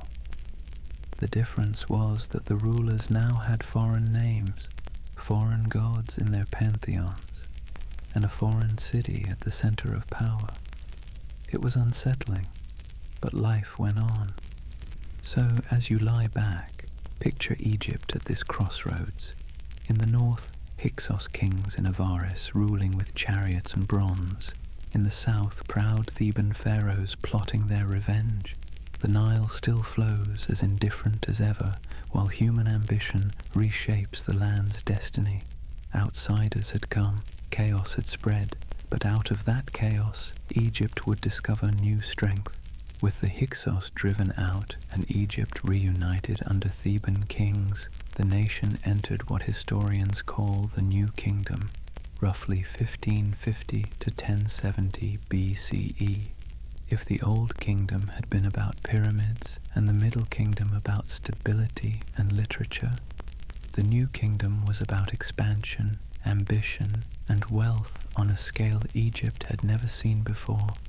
This was the Egypt most people picture: colossal temples, golden tombs, conquering armies, and rulers whose names still echo thousands of years later. Let's start with one of the most fascinating, Hatshepsut. She wasn't supposed to rule. As the daughter of a pharaoh and wife of another, she was meant to play the traditional role of queen, priestess, and political partner. But when her husband died young, leaving a child heir too small to rule, Hatshepsut stepped in as regent. At first, she presented herself modestly, ruling in her stepson's name. But over time, she went further, declaring herself pharaoh outright. To cement her legitimacy, she adopted male regalia, even donning the false beard of kingship in statues. Imagine the murmurs in the court. A woman taking on the role of Horus incarnate. Bold doesn't even begin to cover it. But Hatshepsut wasn't remembered for war or conquest. Instead, she focused on wealth through trade. Her most famous achievement was the expedition to Punt, a semi-mythical land somewhere along the Red Sea coast, perhaps modern-day Eritrea or Somalia. Egyptian ships sailed out loaded with goods and returned with treasures, fragrant myrrh, exotic animals, gold and ebony. Reliefs at her mortuary temple at Deir el-Bahri show long lines of Puntites carrying gifts and even depict their queen, remarkably rendered with a noticeable body shape that has fascinated scholars ever since. For Egypt, these expeditions were more than trade. They were proof of divine favor, wealth pouring in from mysterious lands. After Hatshepsut's reign, her stepson Thutmose III eventually took power. If she was the great trader, he was the great conqueror. Sometimes called the Napoleon of Egypt, Thutmose led campaigns far beyond the Nile Valley, pushing into Canaan and Syria, even reaching the Euphrates. He didn't just raid, he occupied, turning Egypt into a true empire. Booty and tribute poured in, gold, horses, chariots, and captives. Cities as far away as Megiddo bowed to Egyptian might. For the first time, Egypt wasn't just a river kingdom, it was a Mediterranean power. Temples and monuments reflected this new wealth. At Karnak, successive kings expanded the temple of Amun until it became one of the largest religious complexes in the world. Walking through its hypostyle hall today, with its forest of colossal stone columns, still feels overwhelming. Imagine it in its prime, painted in vivid colors, incense curling through the air, priests chanting hymns to a god who had risen to supreme prominence. Amun, once a local Theban deity, had now become the king of gods, mirroring the rise of Thebes itself as Egypt's political heart. This age of glory was intoxicating, but it came at a cost. Empire meant constant military campaigns, restless subject states, and the risk of overreach. Still, for Egyptians of the New Kingdom, it must have felt like living in the center of the world. Wealth and power radiated outward from the Nile, while foreign lands sent tribute and envoys to Egypt's glittering courts. For ordinary Egyptians, this prosperity trickled down in fits and starts. Soldiers returned with loot, trade brought new luxuries, and temples commissioned endless work for craftsmen. But it also meant heavier taxation, conscription, and endless demands from the state. The glitter of Karnak and Deir el-Bahari was built on the backs of farmers who still trudged into the fields each day with wooden plows. As always, the Nile provided stability, but the demands of empire meant life for the common man was as exhausting as ever. So, as you breathe slow and steady, imagine Egypt at its peak, ships sailing down the Nile, their sails fat with wind, loaded with incense, gold, and exotic animals, Hatshepsut's terraces gleaming in the desert sun, Thutmose's armies marching north, banners flapping, horses snorting in their chariots, and back home, priests filling Karnak with smoke and song, convinced that the gods themselves approved of Egypt's rise. It was glory, power, and spectacle, an age where Egypt felt unstoppable. If most of Egyptian history feels like an endless rhythm, pharaohs rising and falling, temples built and rebuilt, gods worshipped in long, predictable cycles, then the reign of Akhenaten is a jarring offbeat drum in an otherwise steady march. This was the pharaoh who tried to change everything: religion, art, even the very way Egyptians understood the cosmos. For a civilization that prized stability above all, his rule was nothing short of radical. Born as Amenhotep IV, Akhenaten began his reign much like any other new kingdom pharaoh, but soon he launched a religious revolution. Instead of worshipping the sprawling pantheon of gods, Amun, Ra, Osiris, Isis, Anubis, he elevated one deity above all, Aten, the sun disk, not the falcon-headed sun god Ra, not the old cult of Amun, but a pure abstract circle of light whose rays extended down like fingers ending in tiny hands. It was minimalistic, strange, and shockingly new. Akhenaten didn't just favor Aten, he tried to erase the others. Temples to Amun were closed, his name literally chiseled out of monuments. Old gods were sidelined, their cults dismantled. For a society that had always believed in a complex, overlapping divine family, this was like suddenly banning every holiday but one. Imagine living in a country where Christmas, Ramadan, Diwali, and New Year's were all cancelled, replaced with one single brand new holiday everyone was told to love immediately. You'd have questions. He also abandoned the traditional capital, Thebes, and built a brand new city in the desert, Akhetaten, the horizon of the Aten, known today as Amarna. It was filled with open-air temples designed to bask in the sun's rays, palaces decorated in a new, fluid art style, and sprawling villas for courtiers. It was a city born of ideology, a blank slate where the old gods had no foothold. Even Egyptian art changed under Akhenaten. For centuries, pharaohs had been depicted in rigid, idealized forms, muscular, perfect, unchanging. But under Akhenaten, artists showed the royal family with elongated skulls, narrow faces, wide hips, and strangely feminine curves. Akhenaten himself is often shown with a potbelly and drooping chin, holding his daughters tenderly under Aten's rays. Was this realism? Symbolism? A medical condition? Scholars still argue, but one thing is clear: art in this period broke the mold entirely. Beside him stood his queen, Nefertiti, whose beauty has become legendary thanks to her surviving bust now housed in Berlin. Unlike many Egyptian queens who remained in the background, Nefertiti appears in reliefs almost as prominently as Akhenaten himself. She is shown worshipping Aten, smiting enemies, even wearing the royal crown. Whether she was co-ruler or simply the most visible queen in Egyptian history, her presence loomed large, and after Akhenaten's death, some believe she may even have ruled briefly in her own right, under the name Neferneferuaten.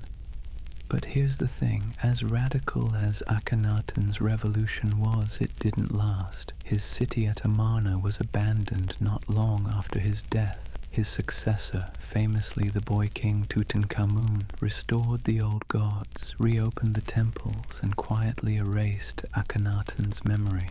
Later pharaohs went so far as to label him a heretic, chiseling his name out of records, burying his monuments under the sand. For a civilization obsessed with eternity, Akhenaten's fate was the worst punishment imaginable, near total erasure, and yet his shadow lingers. We still puzzle over him today. Was he the world's first monotheist, centuries before Judaism? Was he a visionary or a fanatic who destabilized Egypt for personal obsession? Did Nefertiti share his power equally, or simply play the part of devoted queen? We may never know. What we do know is that for 17 years, Egypt broke its own rules, turned its world upside down, and flirted with an idea of God that was startlingly modern in its simplicity.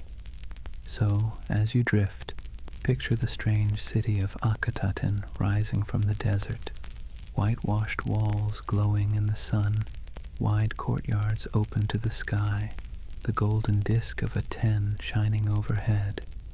Akhenaten and Nefertiti stand with their daughters, arms raised to the light as rays ending in tiny hands reach down to bless them. It is serene, alien, and fleeting, an experiment in eternity that lasted barely a generation. When Akhenaten died, Egypt was in disarray. The old gods had been sidelined, the temples neglected, and the people restless under the strange glare of a 10. Into this chaos stepped a boy barely old enough to walk in sandals without tripping.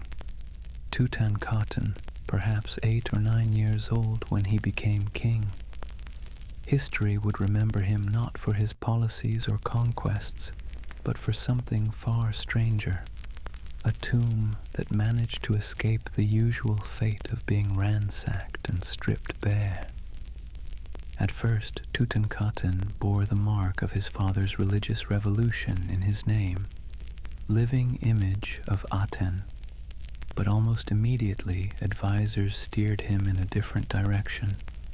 The boy king became Tutankhamun, living image of Amun, signaling a return to tradition.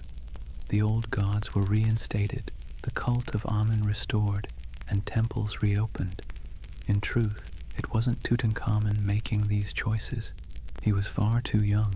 It was his court, his generals, his priests. Still, the symbolic reversal mattered.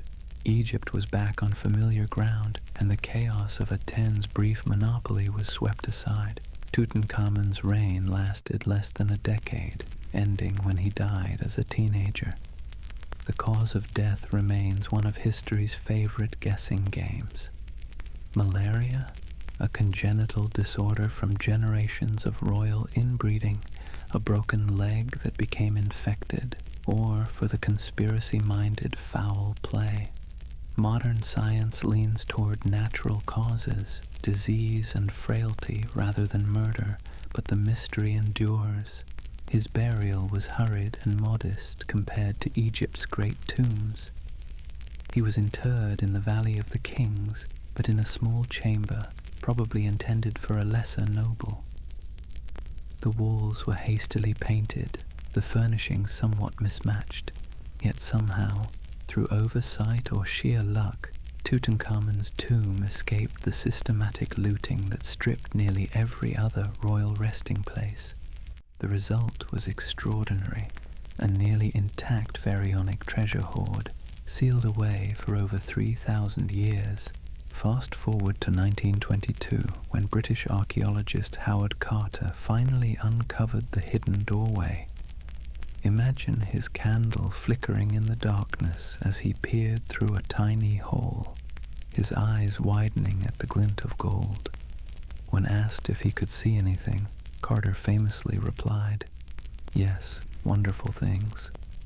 Inside lay a spectacle the world had never seen: chariots, thrones, statues, jewelry, and at the center, the now iconic golden funerary mask staring serenely through time. Tutankhamun, forgotten for millennia, became a sensation overnight. The discovery sparked Tutmania, a global craze. Crowds flocked to exhibitions, newspapers splashed headlines, and rumors swirled about a curse after several expedition members died under mysterious circumstances. The boy king, who in life had been a relatively unremarkable pharaoh, became in death the most famous of them all. And yet beneath the golden spectacle, Tutankhamun remains poignant. A young man born into chaos, burdened with restoring order, dead before his 20s. His tomb tells us less about his achievements and more about Egyptian beliefs, the need to send the dead into eternity with everything they might need, from board games to sandals. In his golden mask we see not just a king, but an entire civilization's dream of immortality. So, as you breathe gently, picture yourself in that dim chamber in the Valley of the Kings, walls painted with scenes of the afterlife, stacks of treasures crowding the room, chariots gleaming, beds shaped like lions, boxes packed with food and linen, and in the innermost chamber, the golden mask of Tutankhamun resting on the boy king's face, its calm gaze watching across centuries. Forgotten in life, immortal in death, his story is proof that eternity sometimes comes in ways no one expects. If Tutankhamun is the most famous Egyptian pharaoh today, that's only because of a lucky tomb.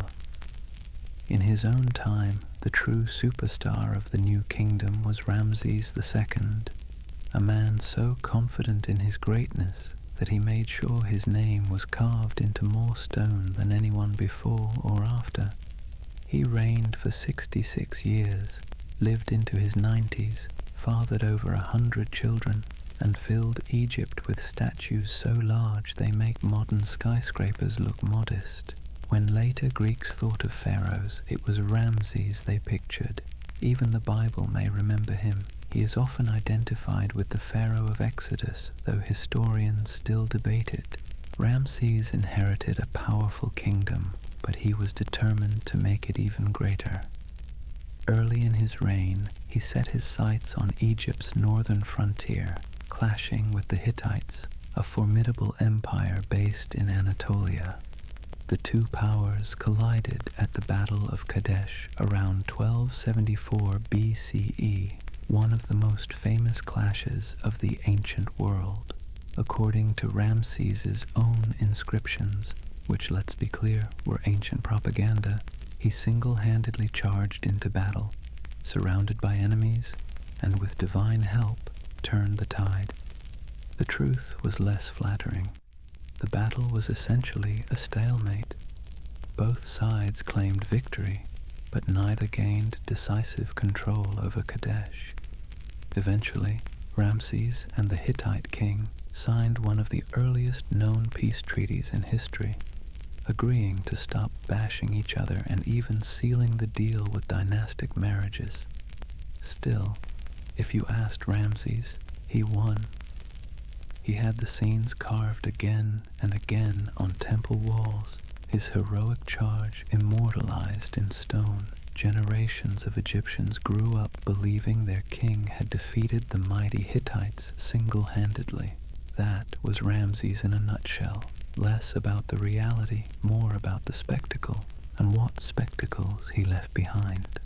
Ramses was a builder on a scale no one else dared attempt. He expanded temples, raised colossal statues, and scattered his name like a royal graffiti tag across Egypt. His most jaw-dropping achievement was the Temple of Abu Simbel, carved directly into a cliff in Nubia. 4 colossal statues of Ramses sit at the entrance, each over 60 feet tall, glaring down at anyone approaching from the river. Inside, chambers stretch deep into the rock, lined with reliefs of gods, battles, and, of course, Ramses himself. Twice a year, the rising sun beams through the temple's entrance, illuminating statues within a cosmic spotlight on the king's divinity. Even today, it's staggering. For Egyptians, it was proof that Ramses wasn't just a man. He was eternal stone. Back in Thebes, Ramses also expanded the temple of Karnak and built the massive Ramesseum, his own mortuary temple filled with statues, obelisks, and reliefs. Everywhere you turned, there was Ramses's face, Ramses's name, Ramses's glory. It wasn't just vanity, it was strategy. In a world where eternity was the ultimate goal, carving your name into stone over and over was the surest way to be remembered. And in that, Ramses succeeded spectacularly. For ordinary Egyptians, Ramses's reign may have been a mix of awe and exhaustion. On the one hand, his projects created jobs and brought wealth from conquered lands. On the other, taxes soared, labor demands were relentless, and the cult of Ramses could feel overwhelming. Imagine living in a village where every second monument reminded you that one man was essentially the center of the universe. It must have been both inspiring and suffocating. Ramses outlived nearly everyone. He ruled so long that by the end of his reign, many Egyptians had never known another king. He became a living institution, a grandfatherly figure presiding over a vast, glittering empire. And when he finally died, his mummy was entombed in the Valley of the Kings, only to be discovered millennia later with hair still preserved, reddish in color, as if even death couldn't strip him of his vitality. So, as you drift, imagine the colossal presence of Ramses, the sun rising over Abu Simbel casting light on his stone visage, the halls of Karnak echoing with hymns praising his name, the desert filled with workers carving his legacy into rock. Ramses may not have truly been immortal, but he came closer than most humans ever will. Chapter 4. Splendor, Decline, and the Afterlife of Egypt. When we think of Egypt's tombs, our minds leap straight to golden masks, jeweled coffins, and endless hieroglyphs glowing by torchlight. But behind every glittering chamber lay years of sweat and calloused hands. Those ornate burial chambers of the New Kingdom didn't carve themselves. They were the work of artisans, painters, carvers, and plasterers who lived in a very unusual village called Deir el-Medina, tucked into the cliffs on the west bank of the Nile at Thebes. Deir el-Medina was something rare in the ancient world, a planned community of workers, built and maintained specifically to serve the state. Its inhabitants weren't farmers scratching out a living in the mud. They were specialists, stone cutters, draftsmen, pigment grinders, tasked with decorating the tombs of kings in the Valley of the Kings. Imagine rows of mud-brick houses lining narrow streets, tools leaning against doorways, children darting between workshops. It was a village humming with quiet industry, dedicated entirely to the business of eternity. Life here was better than for most Egyptians. Artisans were literate, at least some of them, because tomb decoration required careful planning and copying of sacred texts. They received regular rations of bread, beer, vegetables, and sometimes even luxuries like meat. Archaeologists have found ostraca, broken pieces of pottery covered in sketches, doodles, even love poems. These people weren't faceless laborers. They were individuals with humor, ambition, and the occasional grumble about working conditions. And grumble they did. Records from Deir el-Medina give us one of the earliest examples of a workers' strike in history. When rations were delayed, the artisans simply downed their tools and sat in protest, demanding their pay. Picture that. 3,000 years ago, craftsmen in dusty kilts staging a sit-in outside a royal tomb because their beer allotment hadn't arrived. Eternity may have been the goal, but bread and beer were still non-negotiable. Inside the tombs, the work was painstaking.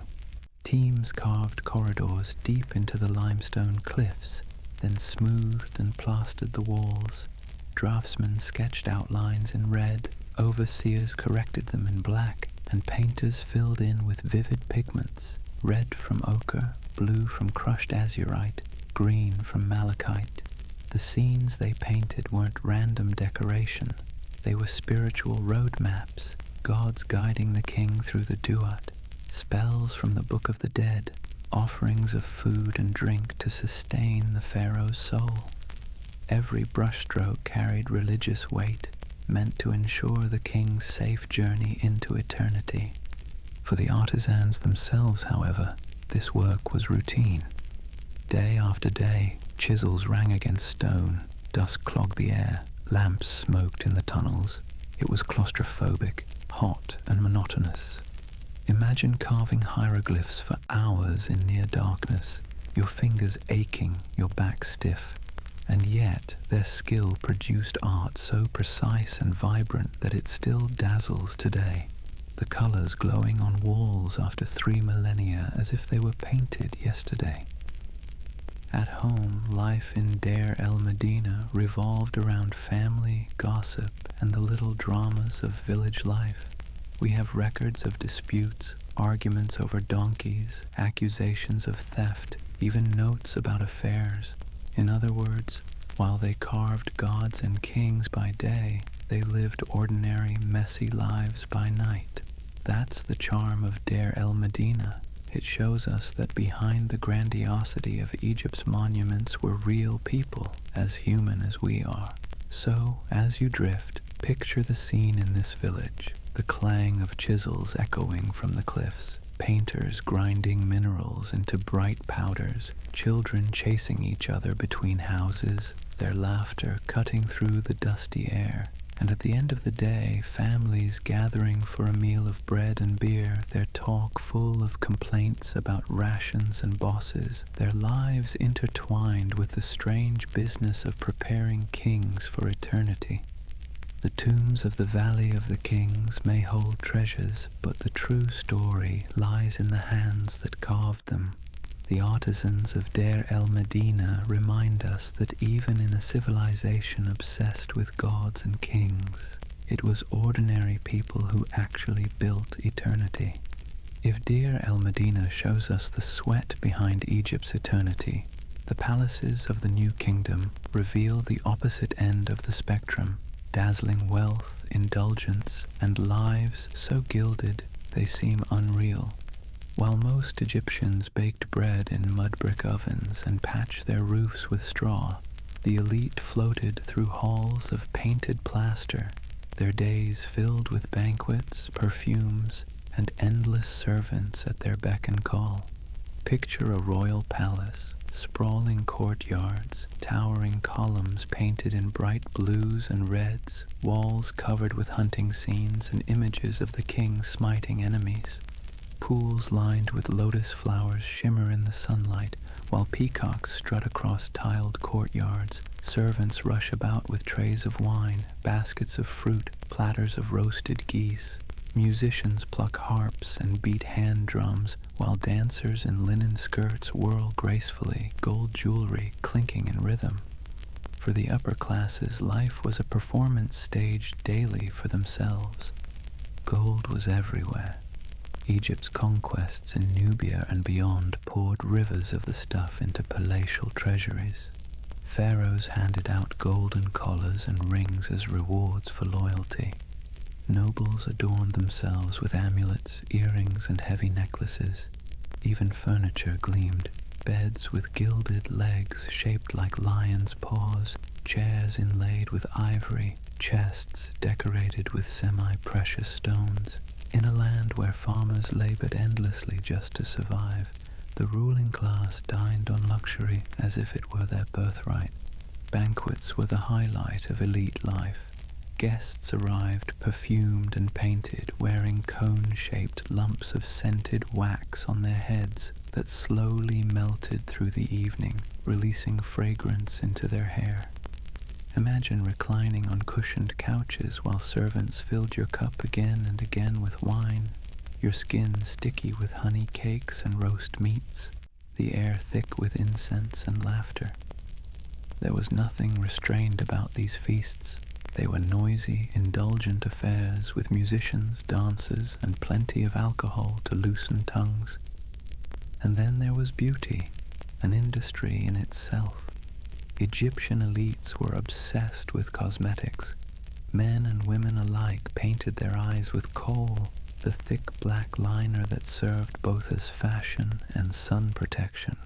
Their lids shimmered with green malachite or blue lapis lazuli powders. Lips were tinted, cheeks rouged. Wigs of human hair, perfumed and styled, were worn to cover baldness or simply to flaunt wealth. The air of a palace was heavy with fragrance. Oils of myrrh, cinnamon, frankincense, and lotus stored in elegant alabaster jars. The desert may have been harsh, but inside the palace life was soft, scented, and shimmering. Music and leisure filled the days of the wealthy. Harps, flutes, and lutes provided entertainment. Board games like senet, played on wooden boards with carved pieces, were popular pastimes, believed to mirror the soul's journey in the afterlife. Hunting parties added another thrill. Pharaohs and nobles rode out in chariots, loosing arrows at antelopes, lions, or birds flushed from papyrus thickets. These hunts weren't about necessity. They were rituals of dominance, staged proof that order still triumphed over chaos. But behind the glamour, there was always a shadow. Wealth at the top was built on the toil of countless laborers, farmers, and artisans. Those elaborate banquets only happened because grain taxes had been collected, because someone else had done the grinding, the baking, the slaughtering. Luxury was never free. It was siphoned upward from the Nile's endless fields of sweat. Still, for the elite themselves, life must have seemed heavenly. Imagine reclining under painted ceilings, wine in hand, kohl-lined eyes watching dancers twirl. Imagine running your fingers over inlaid ivory, smelling the perfume rising from a wax cone on your head.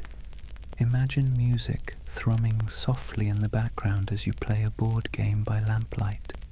This was a world far removed from the mudbrick huts and rationed beer of the masses. A world of illusion, of splendor, and of deliberate forgetting of the hard labor that made it possible.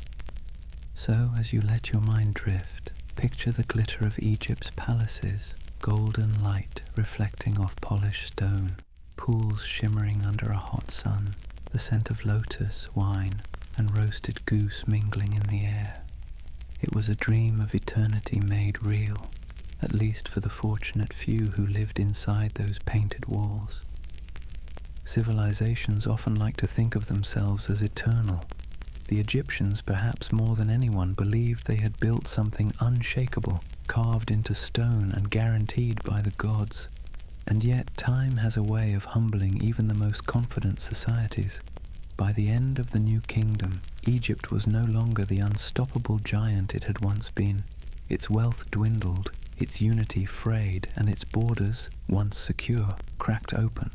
Into those cracks poured wave after wave of outsiders, until Egypt itself became less a master of the world, and more a prize to be passed from hand to hand.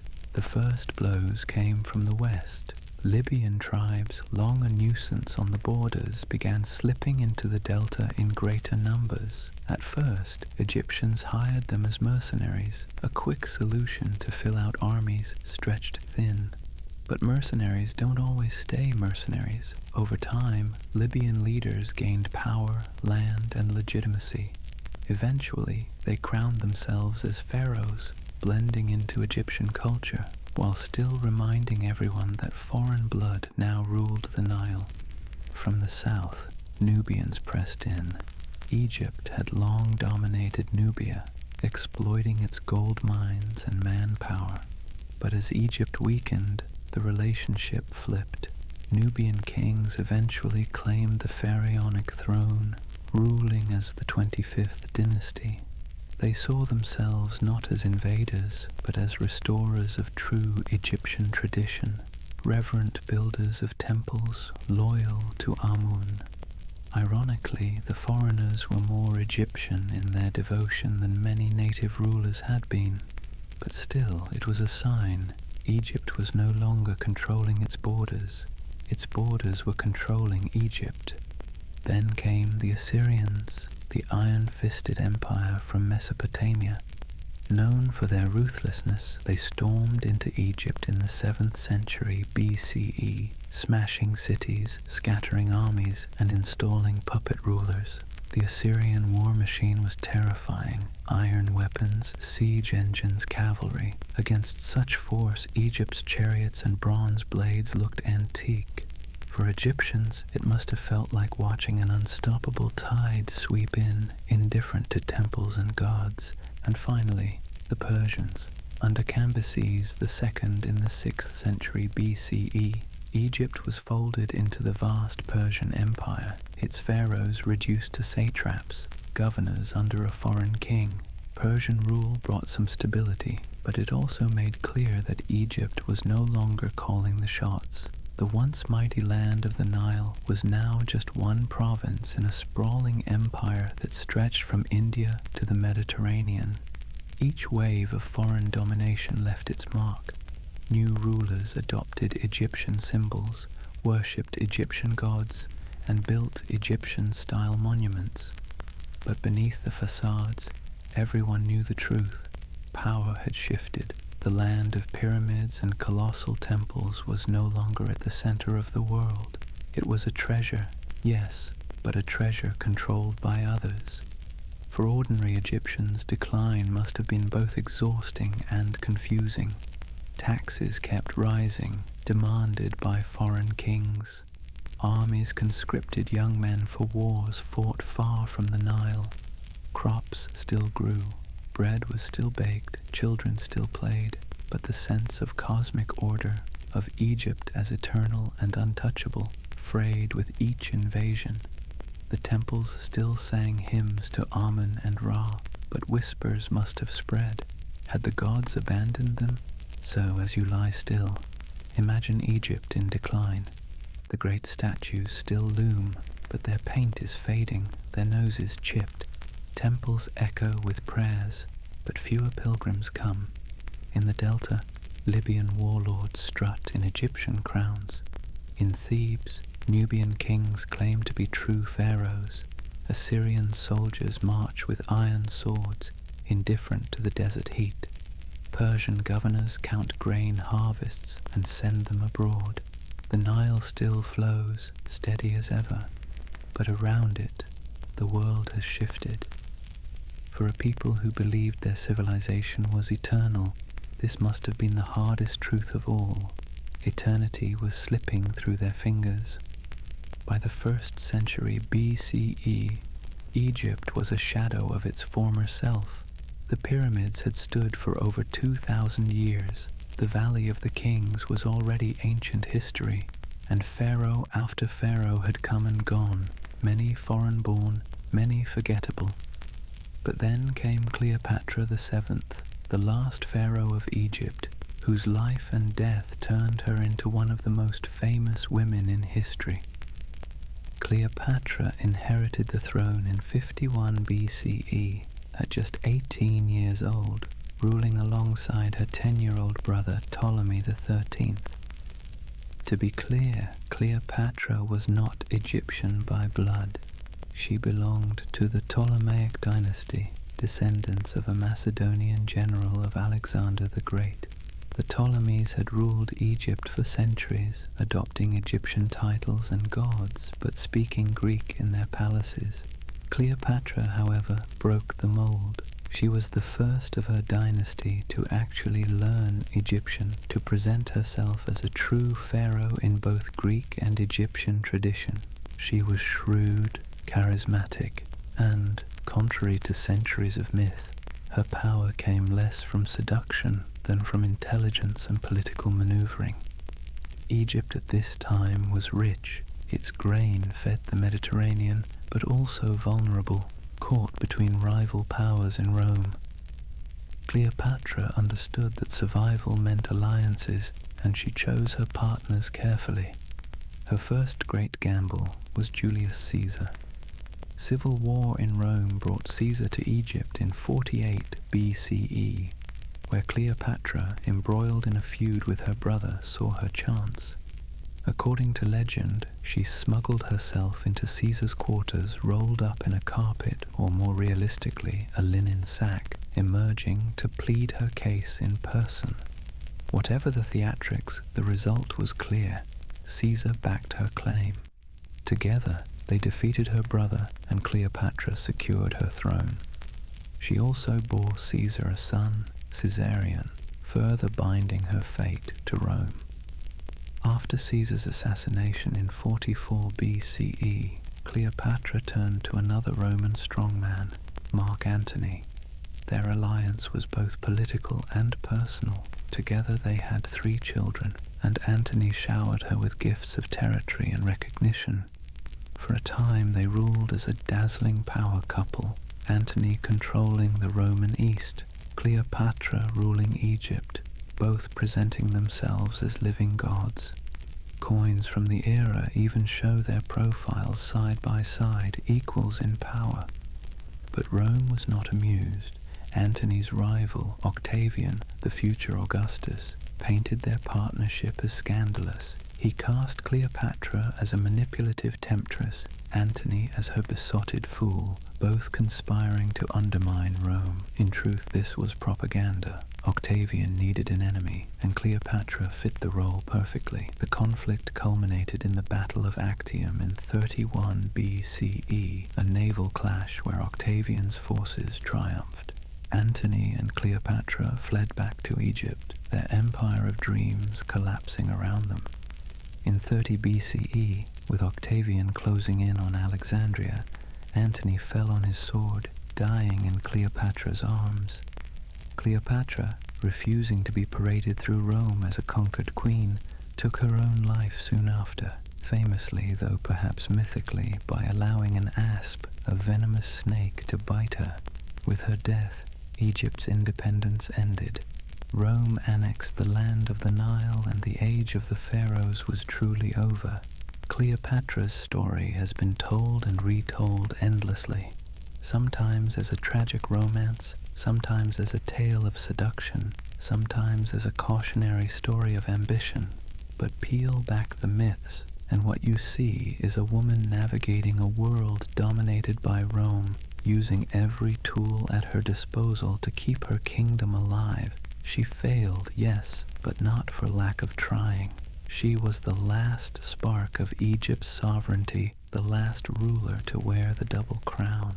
So, as you breathe slow and steady, imagine Cleopatra in her palace at Alexandria, marble colonnades gleaming by the sea, scrolls from across the world filling the great library, perfume drifting through the air, musicians playing softly as the queen plots her next move.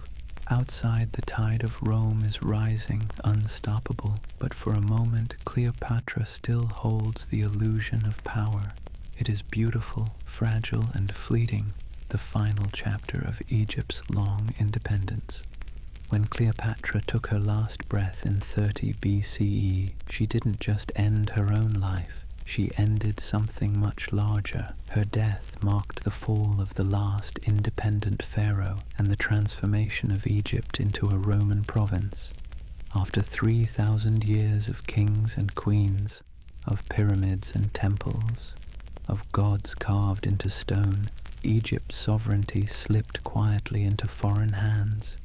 The conqueror was Octavian, soon to be crowned Augustus, Rome's first emperor. With Egypt under his control, Rome gained not just another territory, but one of the richest provinces in the world. The Nile's fertile floods fed Rome's growing population. Grain ships sailed north, turning Egypt into the empire's breadbasket. For Romans, Egypt was less a proud civilization than a resource. Its abundance funneled to fuel imperial ambition elsewhere. And yet, Rome recognized Egypt's uniqueness. Augustus presented himself not simply as a conqueror, but as a pharaoh, He allowed temples to continue, priests to chant hymns, and festivals to proceed as if little had changed. To ordinary Egyptians, daily life may have seemed surprisingly familiar. The Nile still rose, priests still offered incense to Ra and Isis, artisans still painted tombs. The difference was subtle but profound. Pharaoh was no longer an Egyptian born of the Nile, it was a foreign emperor ruling from Rome. Over time, the old order eroded. Greek and Roman gods mingled with Egyptian ones. Temples of Isis were built not just in Egypt, but in Rome, Pompeii, even London. The grandeur of pharaonic tradition became a kind of export, something Rome admired, copied, and absorbed. But within Egypt, the energy of the old religion flickered. The Valley of the Kings was already ancient, its tombs long looted. The pyramids stood but as mysterious relics of a far-off past. Pharaohs no longer commanded armies from their palaces. Governors and legions now kept order in the name of Rome. And slowly, the Egyptian language itself began to fade. Hieroglyphs, once carved in confident rows on every temple wall, were gradually replaced by Greek and then Latin. By the time Christianity spread through the Roman world, temples fell silent, their gods abandoned.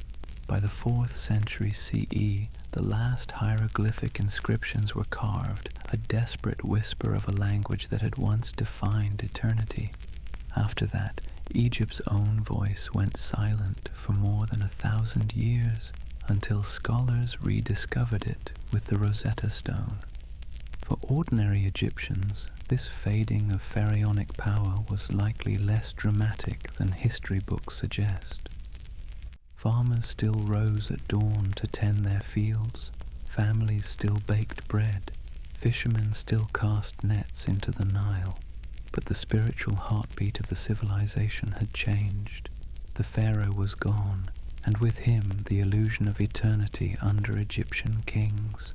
The Nile still gave life, but the sense of cosmic balance, the belief that their land was uniquely chosen, drained away, replaced by the grinding reality of life under empire. So, as you drift into rest, picture Egypt in the 1st century of Roman rule. The pyramids still rising against the desert sky, but weathered, sand piling against their bases. Temples still glowing with painted hieroglyphs, but fewer worshippers entering their halls. Priests still chanting to Isis and Osiris, even as Roman governors count grain and draft tax ledgers. A great civilization, not destroyed in fire and conquest, but slowly folded into something larger until its voice was no longer its own. The Egyptians believed they had built eternity, and in a way they had. Their monuments still stand, their names still echo, their stories still keep us awake or lull us to sleep thousands of years later. But in their own time, eternity proved fragile. The Nile continued to flow, indifferent as ever, while pharaohs faded into memory. And so we come to the end of Egypt's story. From scattered villages on the banks of a river, to the rise of divine kings, from pyramids reaching for the heavens, to the quiet lives of artisans carving tombs in the dark, from the glitter of Cleopatra's court, to the silence of Roman rule. Egypt lived through more than 3,000 years of history, a span so vast it makes most modern nations look like fleeting shadows. The Egyptians believed they had built eternity. They trusted their gods, their kings, their rituals, and their stone monuments to last forever. And in some sense, they succeeded. The pyramids still stand. The tomb paintings still glow with color. Names like Ramses, Akhenaten, and Cleopatra are still spoken, thousands of years after their bones turned to dust. Even their language, long forgotten, was revived when scholars unlocked the Rosetta Stone, bringing back voices that had been silent for centuries. But eternity is never quite what people expect. For Egyptians living through famine, war, or foreign conquest, the sense of order must have felt fragile, even doomed. Pharaohs promised divine stability, yet dynasties fell. Priests chanted to gods who sometimes seemed deaf to their pleas, and yet the Nile kept flowing. That was the true eternity, not the crowns, not the monuments, not the treaties, but the river itself, rising and falling each year, carrying silt and water, feeding crops and whispering the same rhythm that had guided lives for millennia.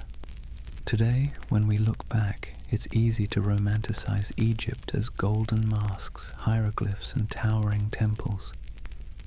But beneath that grandeur lay ordinary people. Farmers bent over in the fields, children playing by the river, artisans painting the walls of tombs, priests lighting incense at dawn. Their lives were full of toil, laughter, prayer, and hope, the same threads that run through our lives now. They dreamed of eternity, but they also cared about the next meal, the next flood, the next harvest. So, as you rest, take comfort in that continuity. The world changes, kingdoms rise, empires fall, languages vanish, but the basic rhythm of human life endures. Imagine the Nile at night, the river gleaming under starlight, the desert silent all around. Imagine a fisherman's boat rocking gently, a family gathered in a mudbrick home, a priest whispering a prayer to the morning sun. Those moments, simple and human, are as eternal as any pyramid. And now, as your eyes grow heavier, let Egypt's long story fade into the background, like the quiet rush of the Nile. The gods are at rest, the kings are dust, the monuments are still. The river flows on, eternal and calm, carrying with it the memory of an ancient people who dreamed just as we do of life beyond the horizon. Sleep well and let the Nile carry you into dreams,